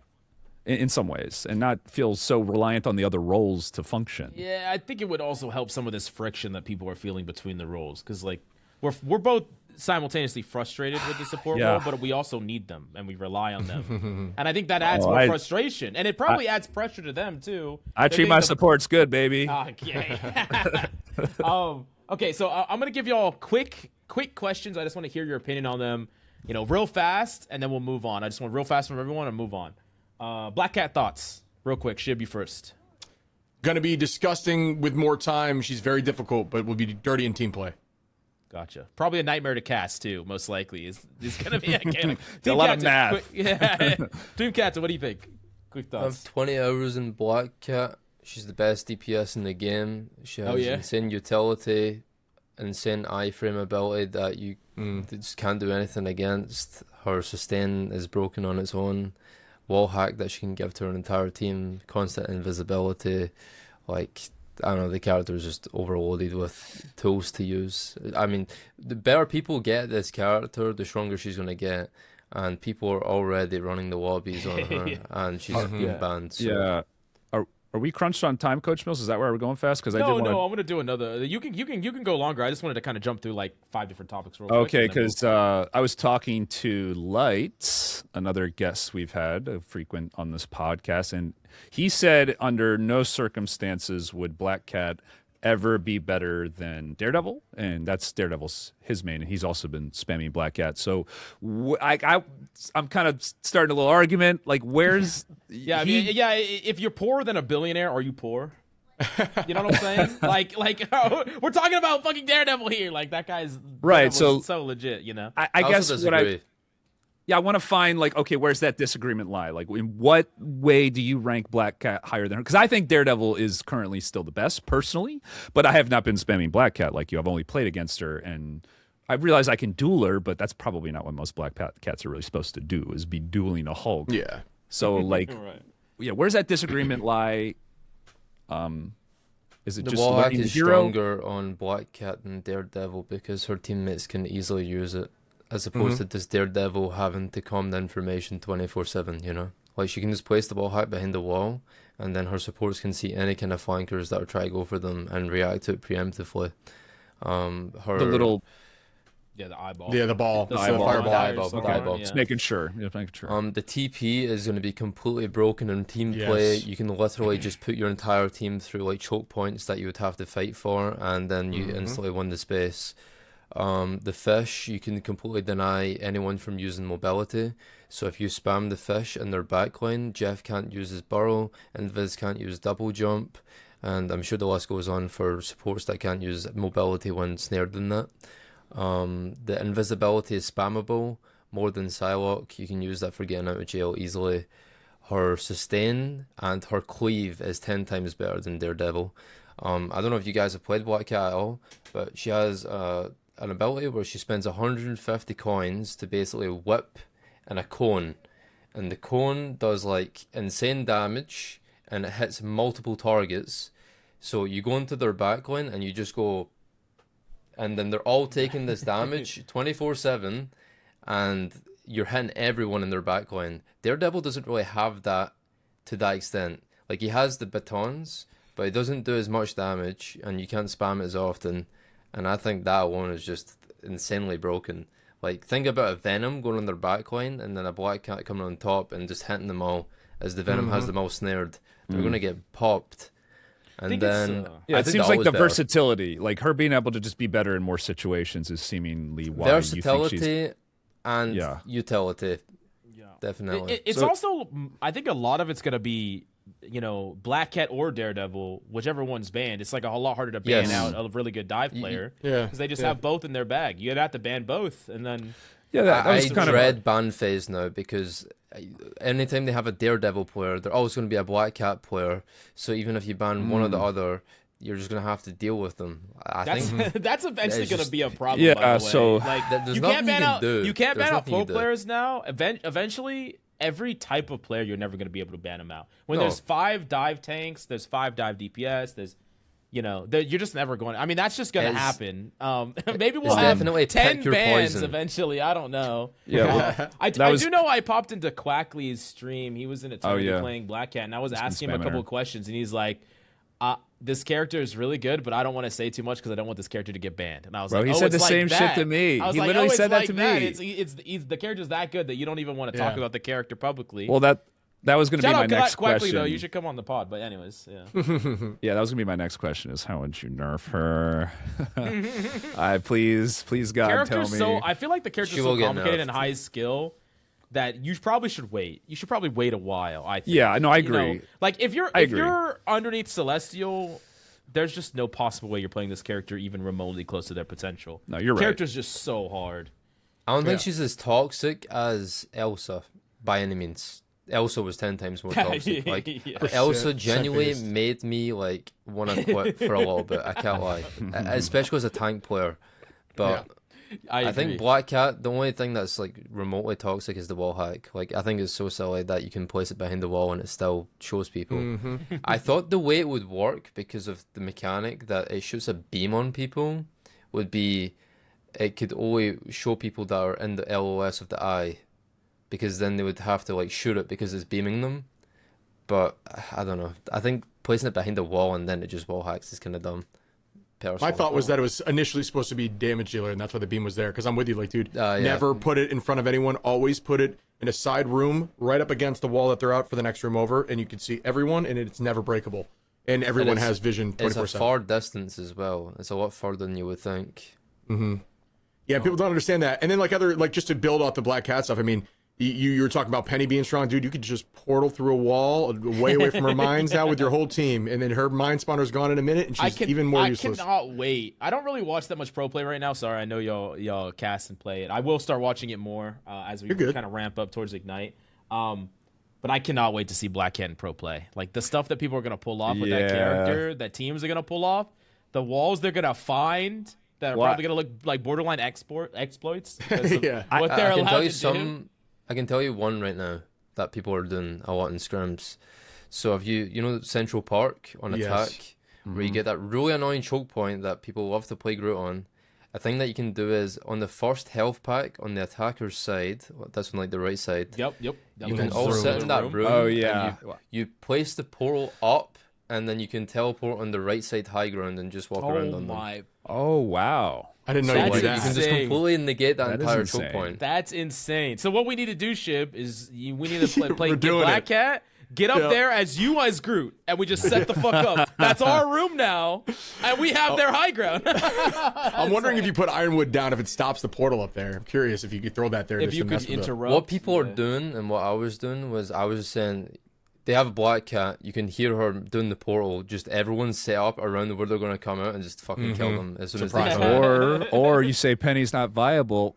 Go Penny and put her Penny in. Place it is right there. Wednesday, yeah. Surprise. Okay, next speed question. That wasn't really a speed question, but next question.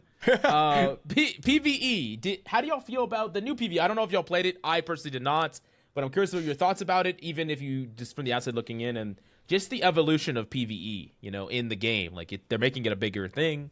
They're adding new ones. We're gonna get another one soon. What do you think? Did you play it, TeamCaptain? Did you give it a try? I played it. I got top 10 leaderboard for the nightmare thing. Shit. Okay. I think this one was nice. It was cool. I liked it. I did think they did good changes for like the way the system works. I preferred gear systems as opposed to the last one. Where did you guys play the last one? Yeah, I did, yeah. A little bit. In the last one, you would have to like spam through before the wave all your upgrades, and it was basically based on how fast you could pick your upgrades. Yeah, right. Yeah. That was really annoying. I would rather just pick my upgrades before I go in, and they've done a great change for that. I do think that the PvE could be a bit more like when you shoot the enemies, it feels a bit more feedback, because right now it's just like you're shooting into like these dummies that have a ton of health. Like especially when you go to the higher waves, it's just stat sponges that you just need to try and kill over like a period of time. I feel like, I don't know, it could be a bit more impact when I hit them, something like to make it more engaging. But I don't know, it's good. I like it a lot. I'm more excited for the Loki mode that they're coming out with, whereas one player plays Loki and the other six play the Avengers. That sounds fun to Reminds me. me of oh man, Evolved. Did you ever hear about that game Evolved? Evolved? That game flopped, but it kind of reminds me of that, where it's like one person plays as the monster. Yeah. Oh, that's. Did you play Team Fortress 2, where it's called Saxton Hale mode, where one person would play as Saxton Hale and the others had to try and kill him? I think that's what it's going to play like. That's going to be sick. I'm excited to try it. I don't know if you saw, I'm never for any exploits or anything like that, whatever I have to say, but I saw that people were playing as Kingpin. I don't know if y'all saw that. This is coming from a tank pool player, by the way, not exploits. But like Kingpin is you can fully play as that character. Like people were taking control of it. And does it have UI? Yeah, it has abilities, UI, all the cooldowns. I was like, they actually made Kingpin. Like they could legitimately put that character in the game like tomorrow if they wanted to. Legit. You probably will at some point. Cool. Yeah. I thought it was very interesting how they made him. I mean, I'm sure his interactions, like probably coding and making the interactions with all the other heroes is probably what's harder, So it's probably not like release ready, but it is interesting how he's like, they legitimately just made him. Like they just straight up made him. The Kingpin boss fight was like Elden Ring. Like, did you guys play Elden Ring at all? Oh yeah. Oh yeah, love You know Elden the Ring. Horalu boss fight where he like starts like wrestling you and grabbing you and stuff. It's the second last boss before you fight the Elden Ring boss with the Elden Beast. I never beat the game. You never beat the game. Well, I beat Millennia, then you beat Millennia Like before you Thanos? beat him. Yeah. I don't know. Like I really liked the game, but I think something just came up where I had to stop playing, and I just never came back to it because I'm like, I don't want to like refresh myself. But I was pretty far into it. Big Elden Ring guy. Great game. What build did you Plays run? exactly like that boss though. I haven't Exactly played like that any boss. of the Souls games at all. Dude, you Wow. guys are crazy. You're missing dude. out. No, like I said in the previous pods, I only play like games I played as a kid, or I play Rivals. That's it. I play Touché. emulators or Rivals. That's all I do. A lot of pokey? Or are you like a pokey guy, like way back? I like Pokemon sometimes, yeah, but I typically like playing like emulators, like PS2 emulators, like I don't fucking know, Naruto Ultimate Ninja. That's a crazy throwback pull, but like stuff like that I played when I was like 12 and 13. The good old days. But yeah, Pokemon too, yeah, for sure. I'll play anything, dude. All the new stuff, all the Souls likes. I love them all. I love challenges. Returnal's Housemarque's new game comes out Tuesday. I don't know if you guys ever played Returnal. It's like a roguelike that's super hard. I'm playing that one. That should be fun. But yeah, dude, Bow. I just did an Elden Ring run before, or I guess in between rival seasons where I did Bow only, and that was crazy. We just jump Bow 24/7. That's great. Yeah. It took forever, but yeah, Millennia took me like days. But yeah, no, dude, for the PvE stuff too, like I love this new PvE for the record, TeamCaptain. I love this one more. What I think they need to do more in terms of changes, like I wish the heroes were different. There are only a couple changes, just kind of weird. And Squirrel Girl, I've been playing her a ton because she's like the only build that you can go down both trees and they impact each other, and it has weird interactions, which I think more of the heroes need that.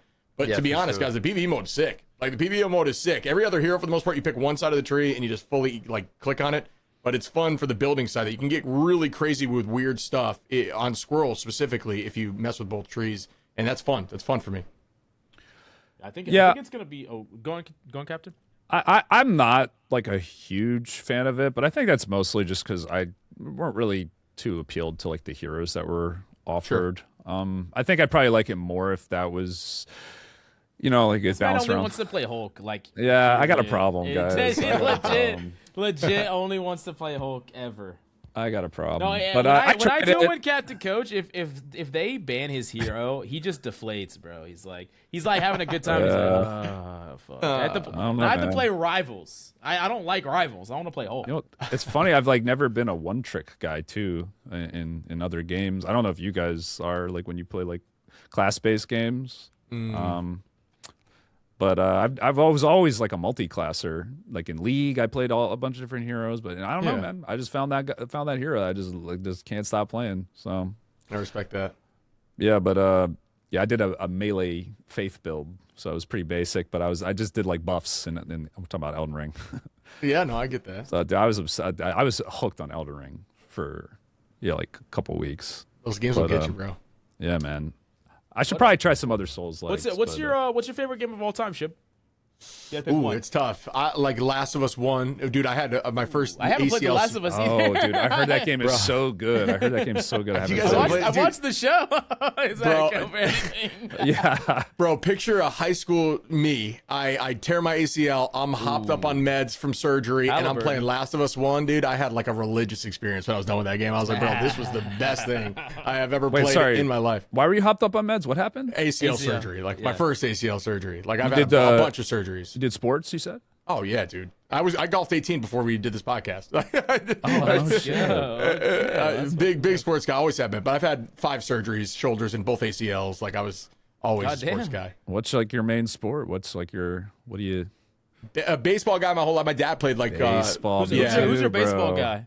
Well, I'm not much anymore. So I played a lot of baseball. I went to college, did it. My dad was a semi-pro baseball player, so it was like always part of our family. And then soccer, because my buddies played soccer all the time. But my dad played for like the farm team for the Reds, so I guess Reds. But I stopped watching baseball once I stopped playing it because it just was like it was like regretting not doing it. But I was always a gamer first, so I just was like, all right, I've had a billion surgeries. I'll just game forever. That's fine with me. My main side hustle / hobby is I buy and sell sports cards. Nice, dude. And like Otani, his card market is just dumb. Like you buy an Otani card for $100 6 months ago, it's worth like $800 now. It's just stupid. But yeah, that's pretty much the extent I know about baseball. Is just the card market. But yeah, that's cool. That's awesome. What about you, TeamCaptain? What's your favorite game of all time? Team Fortress 2. That's a good pick. It's what started me on this hero shooter fiasco. And then like I gave way into Overwatch. How old were you when that game came out? Like, or when that game was being played? Oh god, I was a wee 22, so that would you have been were like a super wee lad. Yeah, you were. Yeah, I mean, I didn't come into it like when it came out. I came into it a bit later, but yeah, that was like my first PC game because it was free to play on Steam. And then COD 4 was that for me. Yeah. Because all of my favorite Overwatch streamers like Seagull and Hardblue and stuff, they came from Team Fortress as pros. Yeah. So they just carried over their skill. Kind of like a lot of Rivals players, like pros are doing now. They carried over their skill from Overwatch. It's like skill just keeps going. It's like generations of skill that just keep moving and moving and moving. That's a cool pull. TF2, that's cool. That's awesome. Yeah, TF2 is like that was one of the few games. When is TF3 coming out? Oh, that'll be the next game that we play. The Rivals killer. That's the next. I'm not gonna lie. I don't really think that there's gonna be another hero shooter that could like take over, like a true hero shooter. I just can't imagine one being made. It would have to be a crazy big IP coming into the space, and there's like, DCLS. I just can't imagine. I can't imagine any of them. I guess like Deadlock if you count that. You know? Yeah, but it's not really. I mean, it's more MOBA than hero shooter, to be honest. It is. I agree. Good game though. Yeah. Yeah, I remember getting. I got TF2 during the when they offered the orange box. If you guys remember that. Yeah. I got it on my Xbox. God, Xbox 360. Yeah, I got that for Portal because everybody was telling me how amazing Portal was. Which like I think Portal's probably. I like both those games a lot, but I found out about TF2. I'm like, damn, what's like? I didn't even know what like genre of game it was. And it kind of like inspired Overwatch. Like TF2, for like those who don't know, is like Overwatch basically just ripped off that game. So if you like Overwatch, you like Rivals, you'll probably like TF2. You'll probably like it because it's definitely like more old school. But I was way more willing to swap in TF2, for instance, than Rivals because like the heroes were all like. They're all like fast and simple. It's a good ass game, and they have like the maps and stuff. Do you still play TeamCaptain? Yeah, I played recently. I was doing so in Team Fortress 2. There's like rocket jumping, which is like a mechanic where you basically shoot the rocket at your feet, and then you can carry that momentum to like strafe through the air. they have these rocket jump maps that you can do, where basically the player base have set up like different courses that you can go through using the mechanic, and there's like so many different things that you can do with it that like change the way that you play. Like you get pogoing, where you like jump off the floor like a pogo stick, and then you can do that when going up walls. And then you can do sync jumps, where you basically shoot a rocket and it'll go at the same momentum as you, and then you shoot another rocket, and then you hit the ground and you get 3 rockets of jump and you fly to the sky. It's so fun. It's actually insane It's how so much simple relevance but that fun. game has with no updates. Like, it just has perpetual Loyal player relevance. base. Yeah. Very loyal. I also think like the modding and the the customizable options.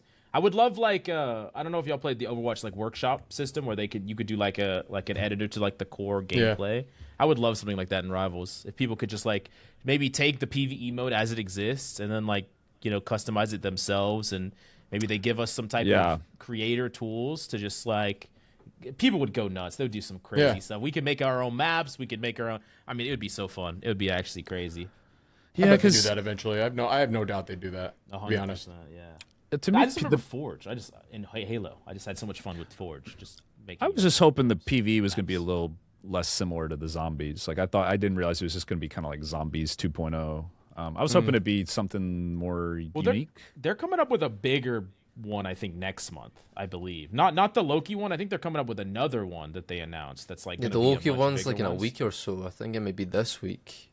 Yeah, soon. Because my theory is that they just wanted to try the zombies thing, and then it did so well that they're like, okay, let's actually make this real. Yeah. And that's what this is. It's like the real zombies one. And then, they'll come out with a real PvE. I mean, I think they're going to eventually build out an entire story mode at some point, probably down the line. Cinematic PvE. I have no doubt they would do that too.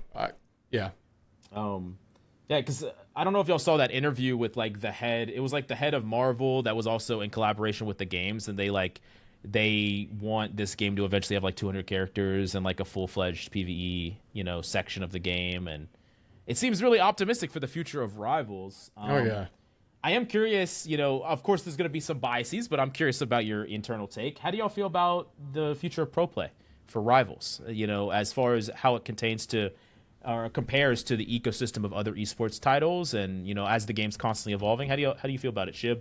I'll let you go first. Yeah, I'm being incredibly biased, but I've also been there at the finals and like seen like the hype that the game could drive. I think especially with like $3 million on the line for the pro scene this year, these guys are putting a lot on the line. I mean, the game is.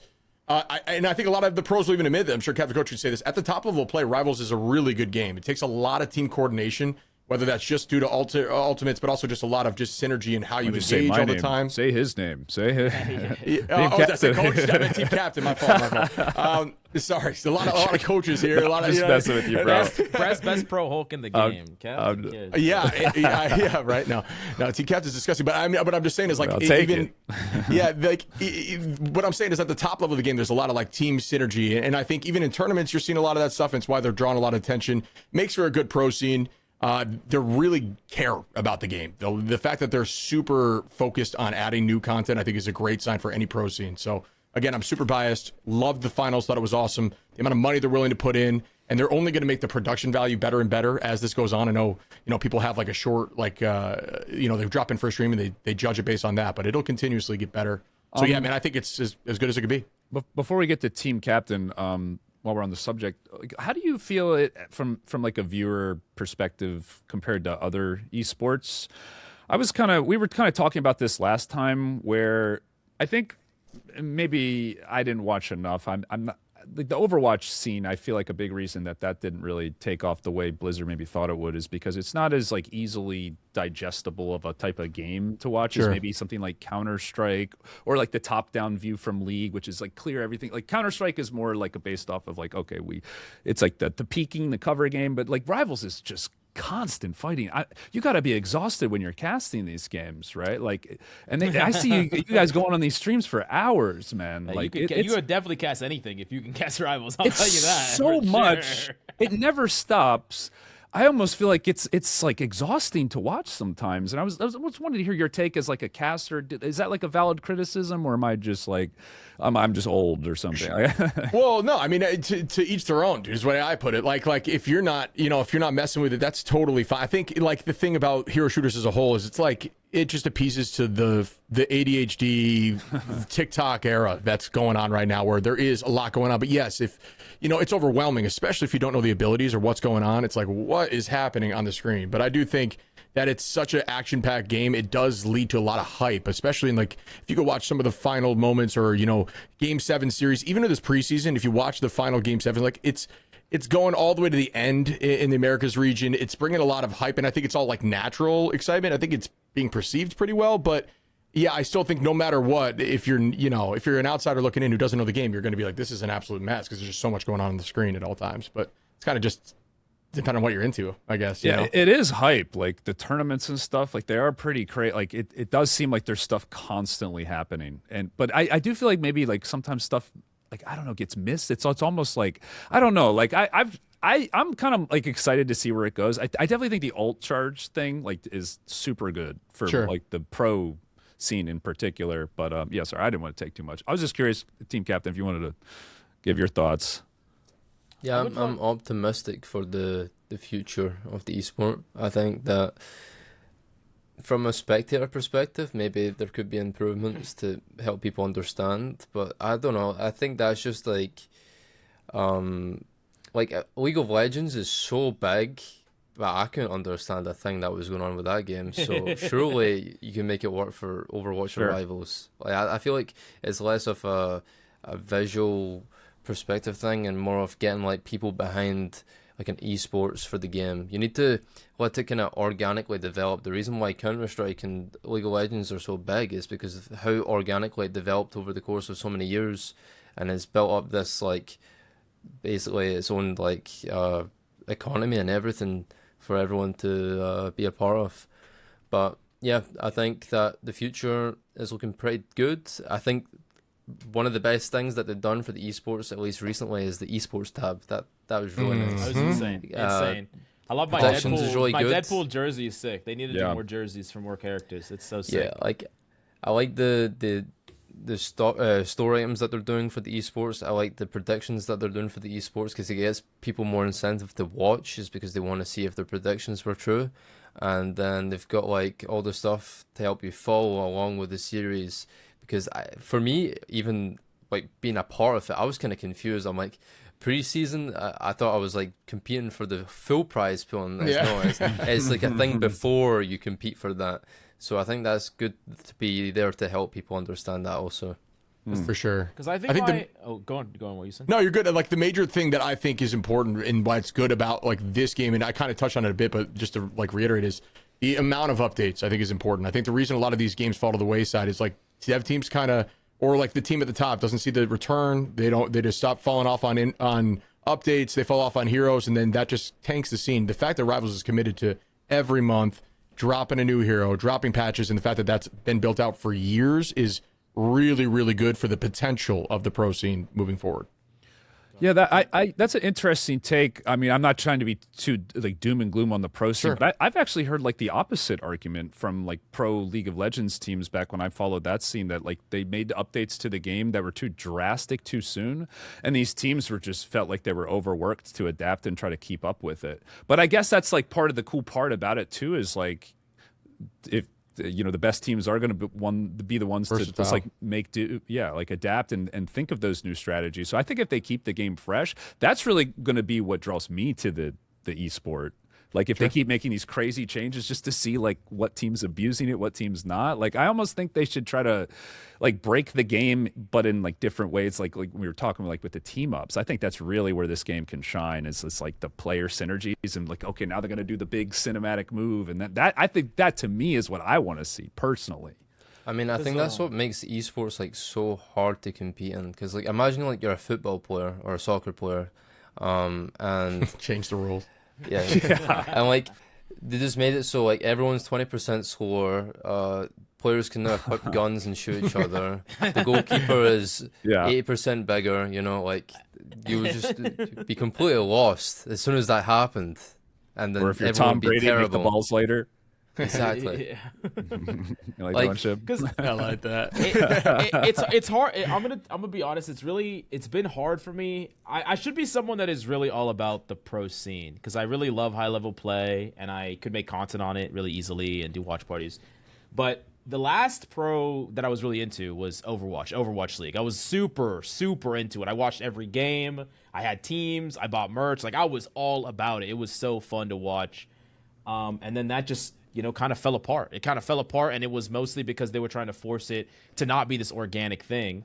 And for me, it's like I want this thing to be organic, and they're doing it right. But the true test of whether or not it's an organically grown esports scene is if it's alive in 3 years. If it's alive in 3 years, then maybe I'll tune in, and then I can be a loyal fan.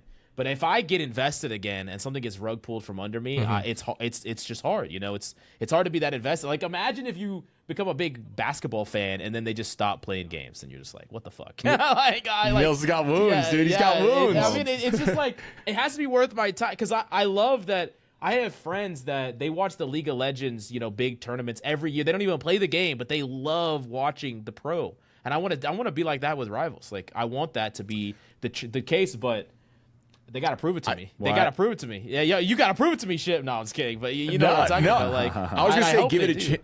I was gonna say give it a chance, but outside of that, dude, like the other thing that TeamCaptain was talking about is, dude, like if you like a player, you can go watch their game that they just had in client and watch just their perspective and stuff like that. That really elevates pro scene. Like I watched on the finals, Paulie from the Americas regions, who came over actually from overseas, is been dominating on Cap, and I'm like, dude, I'm buns on Cap. I need to see how directly his POV. His POV. I could just jump on to watch the game. Just watched what he did the entire time. Dude, that I'm down for because I can really. Yeah, and that made me better at the hero immediately. Yeah, they would let me learn. That sounds great, actually.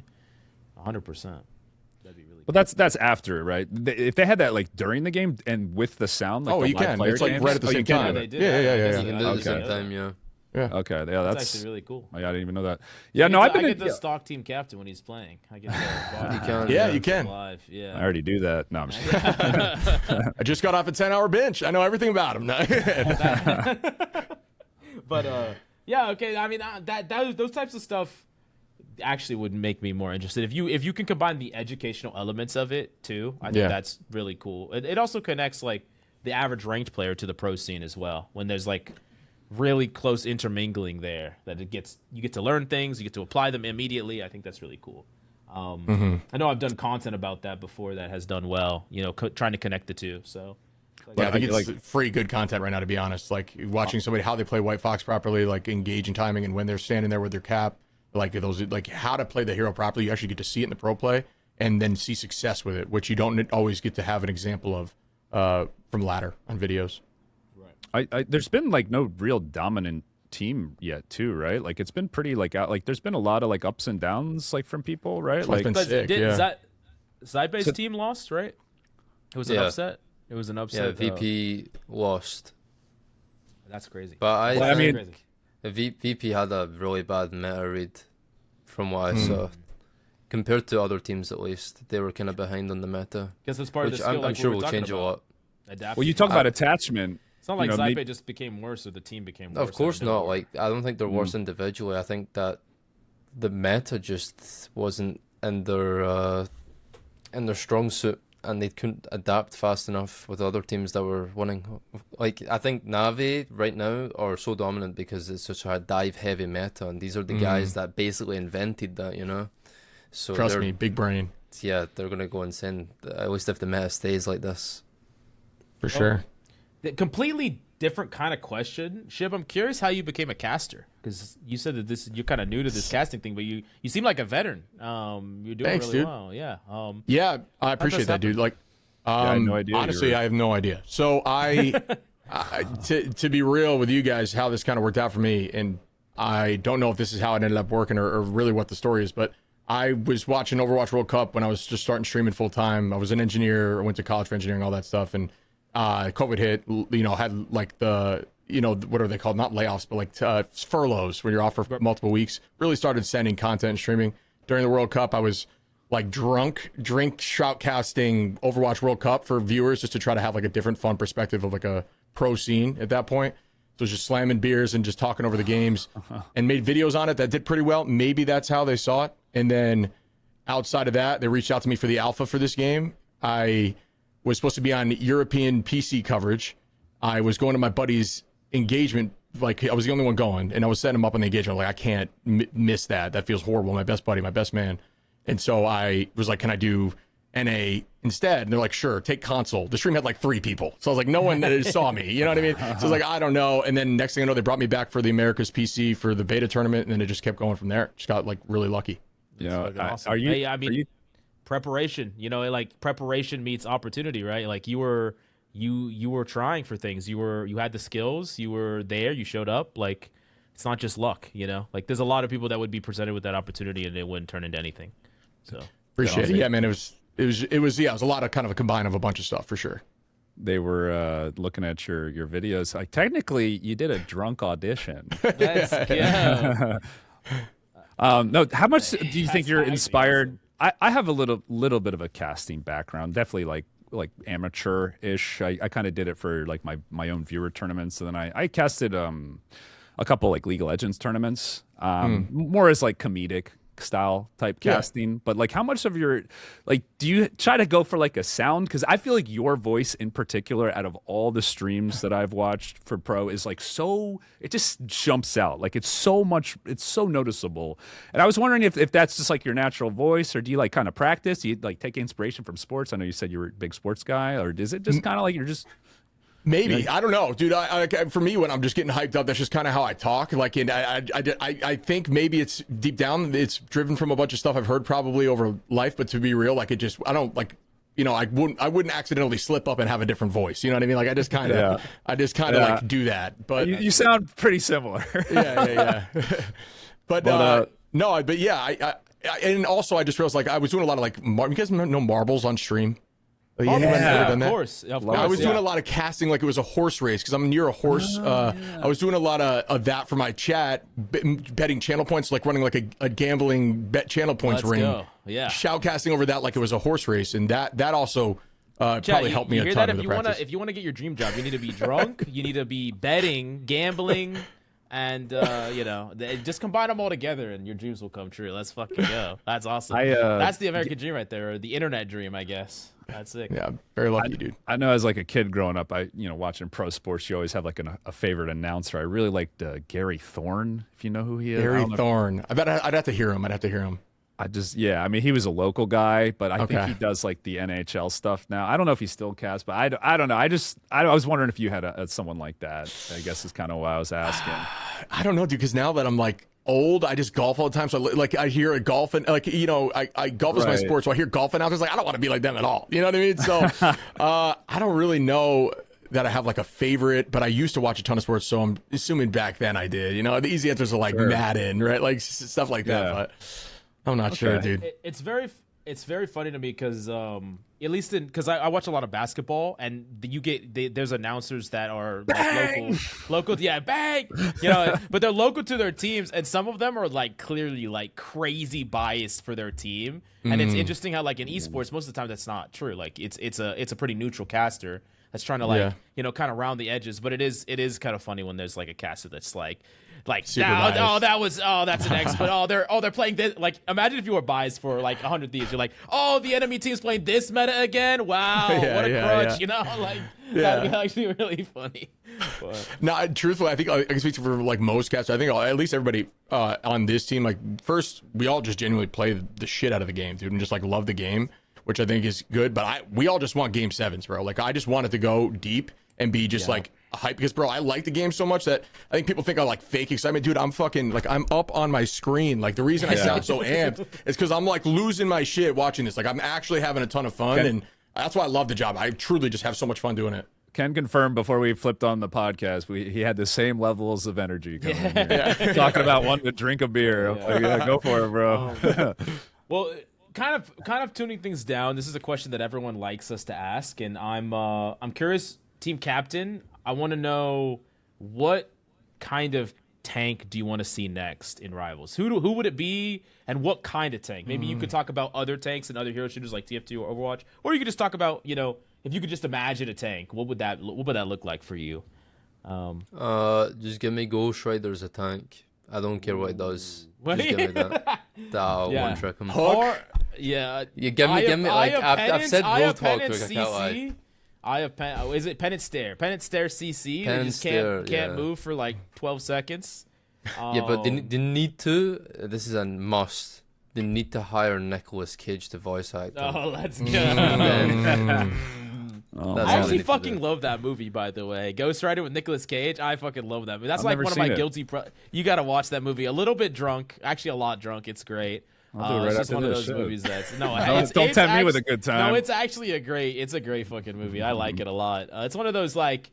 I don't know. There was like the time frame of like all the Blade movies, Hellboy, like that time frame of movies were just like really good in like their own kind of way. That'd be sick. Okay. Would he be like? Would he ride on the bike? Like, would he get to ride around on the bike? I would say the bike would be the mobility aspect. I think you'd okay. be able to like summon it for a bit. I would say the alt would be the penance there. It'd probably be like a mass like. I don't know how you could do it. Maybe you Medusa could- stun. Yeah, like I was thinking like Medusa stun. You could do some. I'm gonna let the devs handle that one because I think that they could do a better job of it. Because you need to try and make it unique from the other like It would be- current stuns. It would be really cool if there was some type of mechanic that you did more damage based on like how many kills someone got. Because That's like, what I it's was like a thinking because it's crime, like how evil they are, right? Right, So it'd be like how exactly, many like, kills they oh, have, dude. Like, they got more They, damage. if they're like like that. they've dropped like 20 kills and they're their ace, like you could really fuck them up with whatever ult or whatever ability. I mean, you just soul out their carry like every fight. yeah, Just exactly. A to- carry shutdown. Okay. I'm reading he can generate flames that burn souls. I guess it wouldn't work on Jeff players then. yeah. Fired. Sadly not. Oh, okay. What about you, Shib?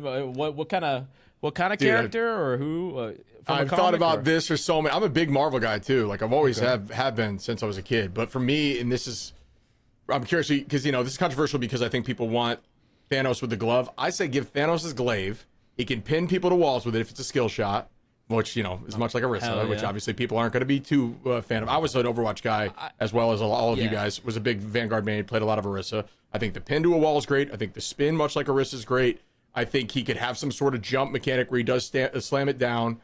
And then I don't know what we do for the ultimate. I think the glove idea is horrendous personally, but what do you got? I was just saying I have Orisa PTSD, so like I fucking hate that touche. here. But that was in 5v5, I think. When I played, every time I dropped, 20 kills as Doomfist, they're swapping to Orisa, and I don't get to play the game. But that's not really true in Rivals. It wouldn't be true in Rivals. Yeah, like you could make him melee, you could give him some sort of weird range thing. I wouldn't care either way, but I do think like the pin's a good idea, the spin's a good idea. They're all implemented and shown to have success in other hero shooters, so it's totally fine. I think the snap idea of randomized should never be in the game. So I really, I think because he's such an OP character. I feel like every podcast I'm thinking of like a new idea for what I want to see for Thanos. By the way, Shib, I knew I liked you. That's like always my pick, and I always say not the glove form, the glaive yeah, dude. form. What if your ultimate? I want a module ultimate where you could pick different. Okay. What if you could pick from the rings and do One of the something stones? different? Yeah. And like you had 5 different versions of the ultimate that could do like That'd be there's like sick. maybe they're not all super busted, but like you get to Yeah. choose Utility, and they're much- kinda like but Fox it's like more or powerful Cat. utility, right? And but it's as part of his ultimate. It would be kind of cool. I think Thanos with like different stances, like different weapon forms would be cool. Maybe That's based off of like maybe where his alt charge is, he gets to do. Okay, he starts out with his fists, and he's like, because he's like stronger than everybody for the most part, right? So it's just like, how do we make it? Well, he's just effing around, and he's just beating it with. Okay, it's like now I'm going to try now, and he pulls out the glaive, and then you can swap between forms based on like. How strong you are, and like I feel like the blade, like an obvious ability would be the spin where he deflects range. Yeah. Just like hold, like that'd be so sick. agreed. Yeah, I think that's a must, dude. Yeah. And Nightcrawler, I want to see Nightcrawler as well, but I just like it. that would be so Yeah. sick. It's still the best, probably best comic book scene ever. Is that X-Men 2? That first scene, the White House scene with Nightcrawler, is like one of the top 5 for sure. I like the idea of making Bishop very Zarya-esque. Because Bishop's all about absorbing energy and using energy, and it'd be cool to be able to absorb, a certain amount of damage, turn it into energy, and then use it. Maybe not a beam, but maybe like a projectile type explosion. Like you have a primary beam and then like a projectile. I think that'd be pretty cool as a concept for Bishop. You could turn him into a really cool tank. Other than that, I can see that too. I do want a Reinhardt type tank, like a melee shield tank. I really want to see that. Who would that be, that's though? a frontliner. I've tried to think of this before, personally. It could be Melee like shield tank? Sandman. Yeah. Maybe. That's not a bad option. He's ranged though. I feel like you could like do sand from. Why not just Thanos would be a melee shield tank.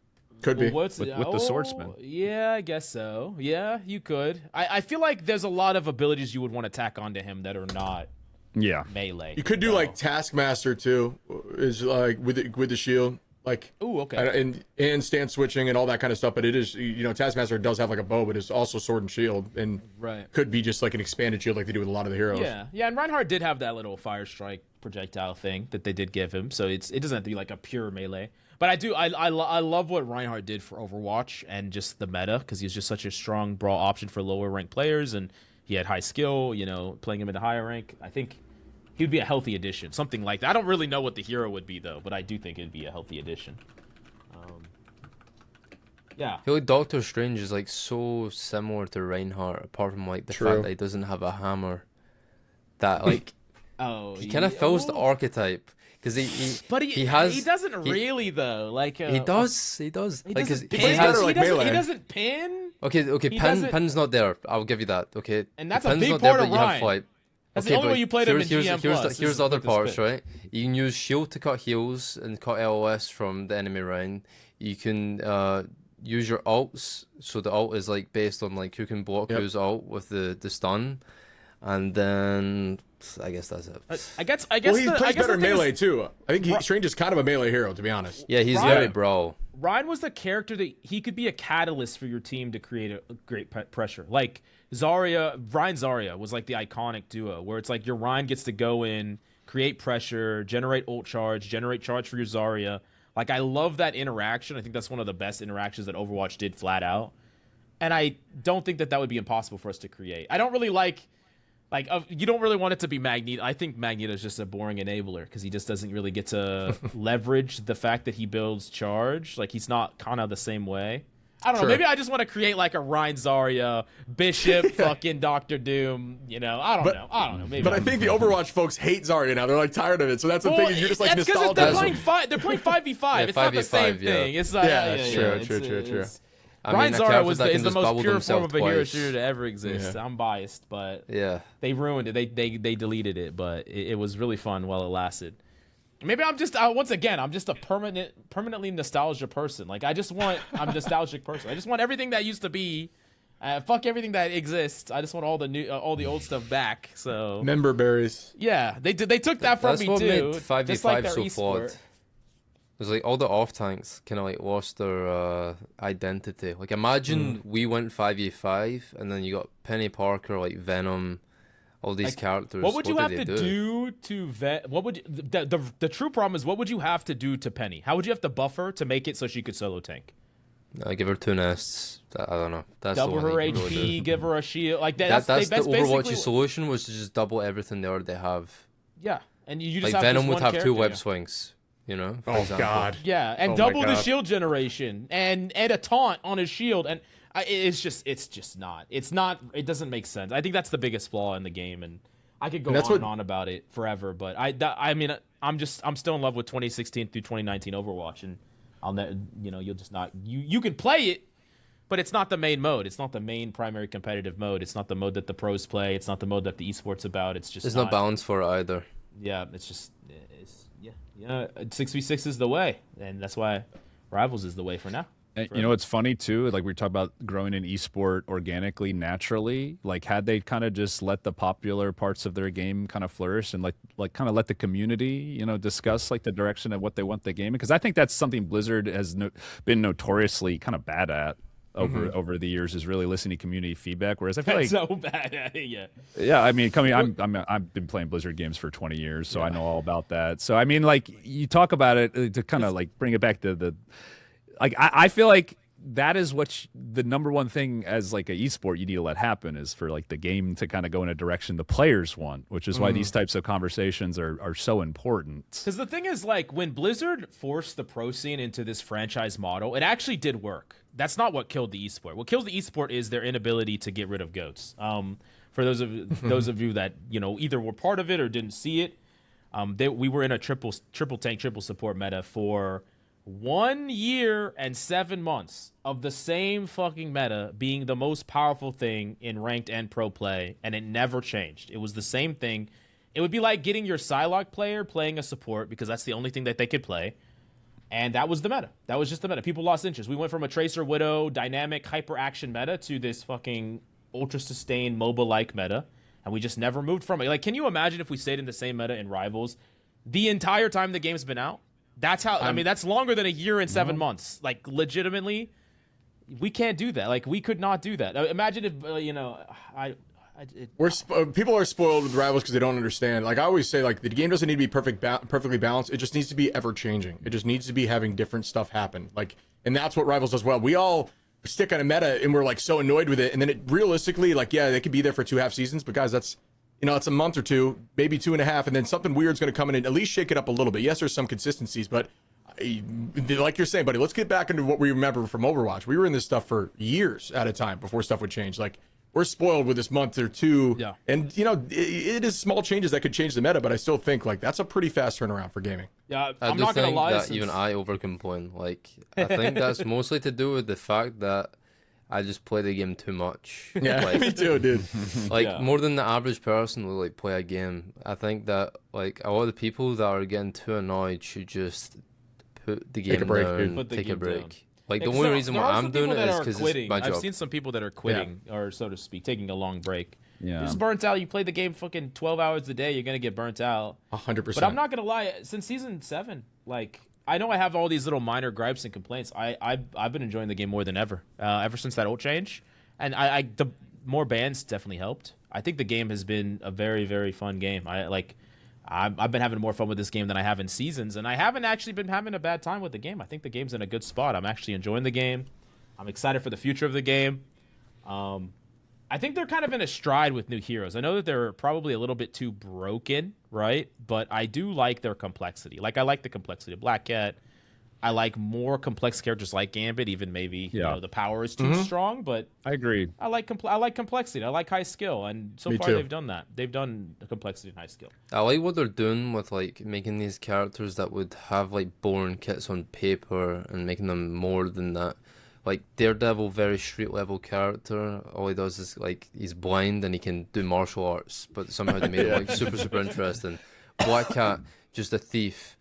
Okay, True, so dude. how do we factor that? She has a bunch of artifacts that she stole that she can use in, like, battle. I think that's cool. So sick. Yeah. I'm with you. Definitely, and then of course what they did with Deadpool was just amazing. Like, legitimately, it's awesome. 3 different roles, and I mean, I'm super biased. I fucking love that character. I really love the character. I also like that at least the tank and the DPS one is viable. Support is close, probably. It could be viable sometimes, but Some pros think it's really good. I'm still trying to figure that out. But yeah, I do. like, Maybe with the coordination they have, but most of the time, I honestly think that it's mostly to enable Jeff team up, but maybe I'm wrong. I'm not 100%. It's because, like, so how it's been played is if you force a brawl fight, you'll always just out-sustain them and kill them, because all the supports that play in that comp, what they're playing up with is a support pool, an invis, and a Jeff can all deal damage in a brawl fight, and they can all heal at the same time that they're doing damage. So they're just going to out-sustain and out-kill them if they force that brawl fight. And then on top of that, the heal pool's, like, AoE circle gives 20% damage boost to his allies. I don't know if you knew that. oh, dude, I forgot. I didn't. I mean, I'm sure I did at one I think point. that's what Coach Covey was saying, that you play him like he's Brig. He kind of plays similar to Yes, Brig. you do. He plays exactly like Brig. Yep, you're right. Interesting. I mean, I'm sure I knew that when I first was discussing the character, I don't but like that's the huge. sound of that, but another character I have PTSD about, Brig. Fucking AoE healing is scary on its own. That's the reason why goats became a thing, was because AoE healing was so strong. Yeah, because if I think about the most, I still think that Brig is actually strong. Brig on release is actually stronger than Else on release. This might be a hot take. I don't know how close. No, I think a lot of people agree with that. I think Brig is probably the most strong, like the most powerful release hero that has ever been released across hero shooters, most likely. Because Brig on release was dumb. He could legit one shot. Like Captain Coach, can you imagine a support that could one shot a DPS instantly with like no skill. Like I don't even know how to describe it. It's just like if you could one shot the most powerful DPS in the game instantly with no skill, if they played anywhere near you. I don't really know. It was insane. It was a very dumb side like part of the game. Do you remember the tech where you could like throw yourself across the map? Yeah, you could Shield super bash. launch. Yep. That was so You could dumb. also, it was just so dumb where you could bash through Rhine shields and then your Rhine could shatter the other Yeah, Rhine. you get free 'cause shower off. You just, Yeah. I mean, the character was just stupid. I don't even. I guess you fly too close to the sun eventually. Yeah, also like Ironclad Bastion. I forgot about Ironclad Bastion. That's a completely. I'm getting off topic, but there was like a small window. It was 1 week where Bastion was the meta in Overwatch, in pro play and in ranked play, because the character could just literally not die. Like we have never run into that level of, you know. I feel like people kind of forget that it's very easy to run into problems when you don't test everything. Like it's easy to run into characters that are overtuned and overbalanced. I'm just happy with the hot fixes. The fast hot fixes have changes. been nice. I'm been happy real that nice. we address these things quickly rather than letting them sit for a year and 7 months. So Yeah. But yeah, I mean, is there any other closing thoughts that y'all want to have? Any other takes, hot takes, random things you want to, you know, interject before we kind of wrap things up? Nerf and Viz. Hot I'm serious about a Nerf and Viz shirt. Cause so Captain goes, I've been trying to make merch for a while, but you can't put any characters likeness because Mickey Mouse will sue the hell out of you. So Sorry, we just need to find another blonde picture of a blonde woman. We'll they all look all the supports look the same. Sorry. All right, I can't tell them apart in game, so I'm just stalling for time. Do you guys think of something yet? Hot take stuff. No, I mean, I like the recent changes where they're being more aggro with the nerfs and buffs. I want to see more of that. That's my biggest thing that I think if they keep doing that and they just keep it consistent on, like, it might tank a character, you're gonna get some heat. That's fine. But I also, in a similar vein of, you guys saying 5v5 for Overwatch kind of mess with the flow of how every character works. I truly do believe if we added the rogue queue, that exact same situation would happen for like 70% of the roster. So can see that. I think that's what some people need to keep that in mind. I'll give you a second. Oh yeah, you can go. A closing thought would be, I'm getting kind of worried about wall hacks in the game, and I would like them to maybe go forward thinking about them a bit more, because I think that Daredevil wall hack is a bit too broken, and so is Black Cat's. Because like You need to release a character that has anti-wall hack. Yeah. So something, yeah. Like I just think that on like from a neutral perspective, it does too much without the character having the need to actually be good. Like it's just instant value without doing anything. You know? Touche. It's definitely hard because there's so many characters that have that ability in the comics, like the ability to see through Yeah, walls. for sure. There's I so totally many. get that. Like it really does take away from the power fantasy. Like if you're trying to like nerd Daredevil too hard on that aspect, I completely understand that. I think with this new portal that they set up, I really imagine Kitty Pryde will be released in the game sooner rather than later. Just the ability to go through walls. I just think that there's going to be a character that just doesn't give a shit about walls. They just can go through any wall, anywhere on the map. That's going to be a fun diver just to get like snuck up on. I through feel a like you'd wall. have to like. Although they could Wait, make her a what role support could you though. put? If That'd you be made her even a support, more bullshit than a diver. I though. know, Like but I would that would hate be. that. But they would love it though, because it'd be exactly like They the would love Juggernaut it. scene. Because like like you could literally just like run away from the ulti Yeah. Hulk through a wall, and they're like, "Fuck you!" Like it would Grab be cool. everyone's ankles, pull them through the floor. I mean, that's to their CC. hero fantasy though. That's that character's hero fantasy is just being like, "Fuck you, I'm through a wall." Like, good luck. Yeah. 100%. I mean, As long as you she's could probably not balance that with CCing me, I'm cooldowns, pissed. you know? Yeah, that's true. Yeah, as long as you don't make it too little. Yeah. Doesn't she have Lockheed too? Is her dragon pet? Like that could be something too. Isn't that Kitty Pryde? I'm pretty sure it is. Am I wrong? I have not read enough comics to know. I'm sorry, Okay. unfortunately. I was like, that would be her range. I got a attack. stack of comics back there, and they're all DC. I'm sorry. About that. Wow. And yeah. canceled it. Yeah, have my at bad. him. DC allies. Burning bridges, Mr. Mills. Yeah. This is all warm up for him. I love the direction that they're doing with the ultimate charge. I would like a little bit more, but I'm not liking the buffing of certain ultimates, like with Ultron. Like I think that's like the big stain on this patch. Not a huge fan of that. Not a huge fan of buffing ultimates in general. Like I would like buffs to come through kit, depth and skill expression and neutral. Like, it's really pointless to me to nerf ultimates across the board and then buff just the power of them. I don't like it. Other than that, I'm happy. I'm happy with the game. So yeah, I agree with that. But yeah, okay, Team Captain, tell people where to find you. Where can people support you, watch you, cheer for your team? Give people some insight. Okay, you can find me on twitch.tv/TeamCaptain001. That's what the 001. The other guy is not me. He has a Rock Lee profile picture. Make sure it's not him. And then you can also find me on YouTube with the same thing. And I'm going to make a TikTok and an Instagram, but you don't have to care about that. Just find me there. Nice. Chib, what about you? Where can people support you, see your stuff, cheer you on? Yeah, IRunShib on everything. TikTok, YouTube, Instagram, all that kind of stuff. I've been more of a TikTok, Instagram guy, but I'm working on the other things. I'm trying to become a Twitter guy because that's what people do nowadays. Yeah. Or X, I guess. Yeah. Surprising Rivals is super hot on Twitter right now. I know, and you I'm can bad tweet at the it. most brain dead thing, and you get, like, yesterday, like a week ago, I tweeted like Venom is still is S tier, by the way, and then they got like 8,000 likes. Like, I don't even understand how that shit works. People but love the just drama, literally tweet the man. most brain dead thing that you can think of about the game, and you'll get. It's complaining and it's drama between people. I have a buddy who's a League of Legends content creator, and he says he just follows rival stuff even though he knows nothing about the game, just because he finds it entertaining how we all yell at each other. And I'm like, yeah, I can see it. Like, I'm finding myself more and more just like reading the stuff people say on Twitter, and I'm right there with you. But yeah, thank you guys so much for coming on. I hope to have y'all back. Good luck with your streams. Hell yeah, thanks for coming on, guys. The pro casting, and we'll see you next time. Bye, guys. Bye. See ya. Bye-bye.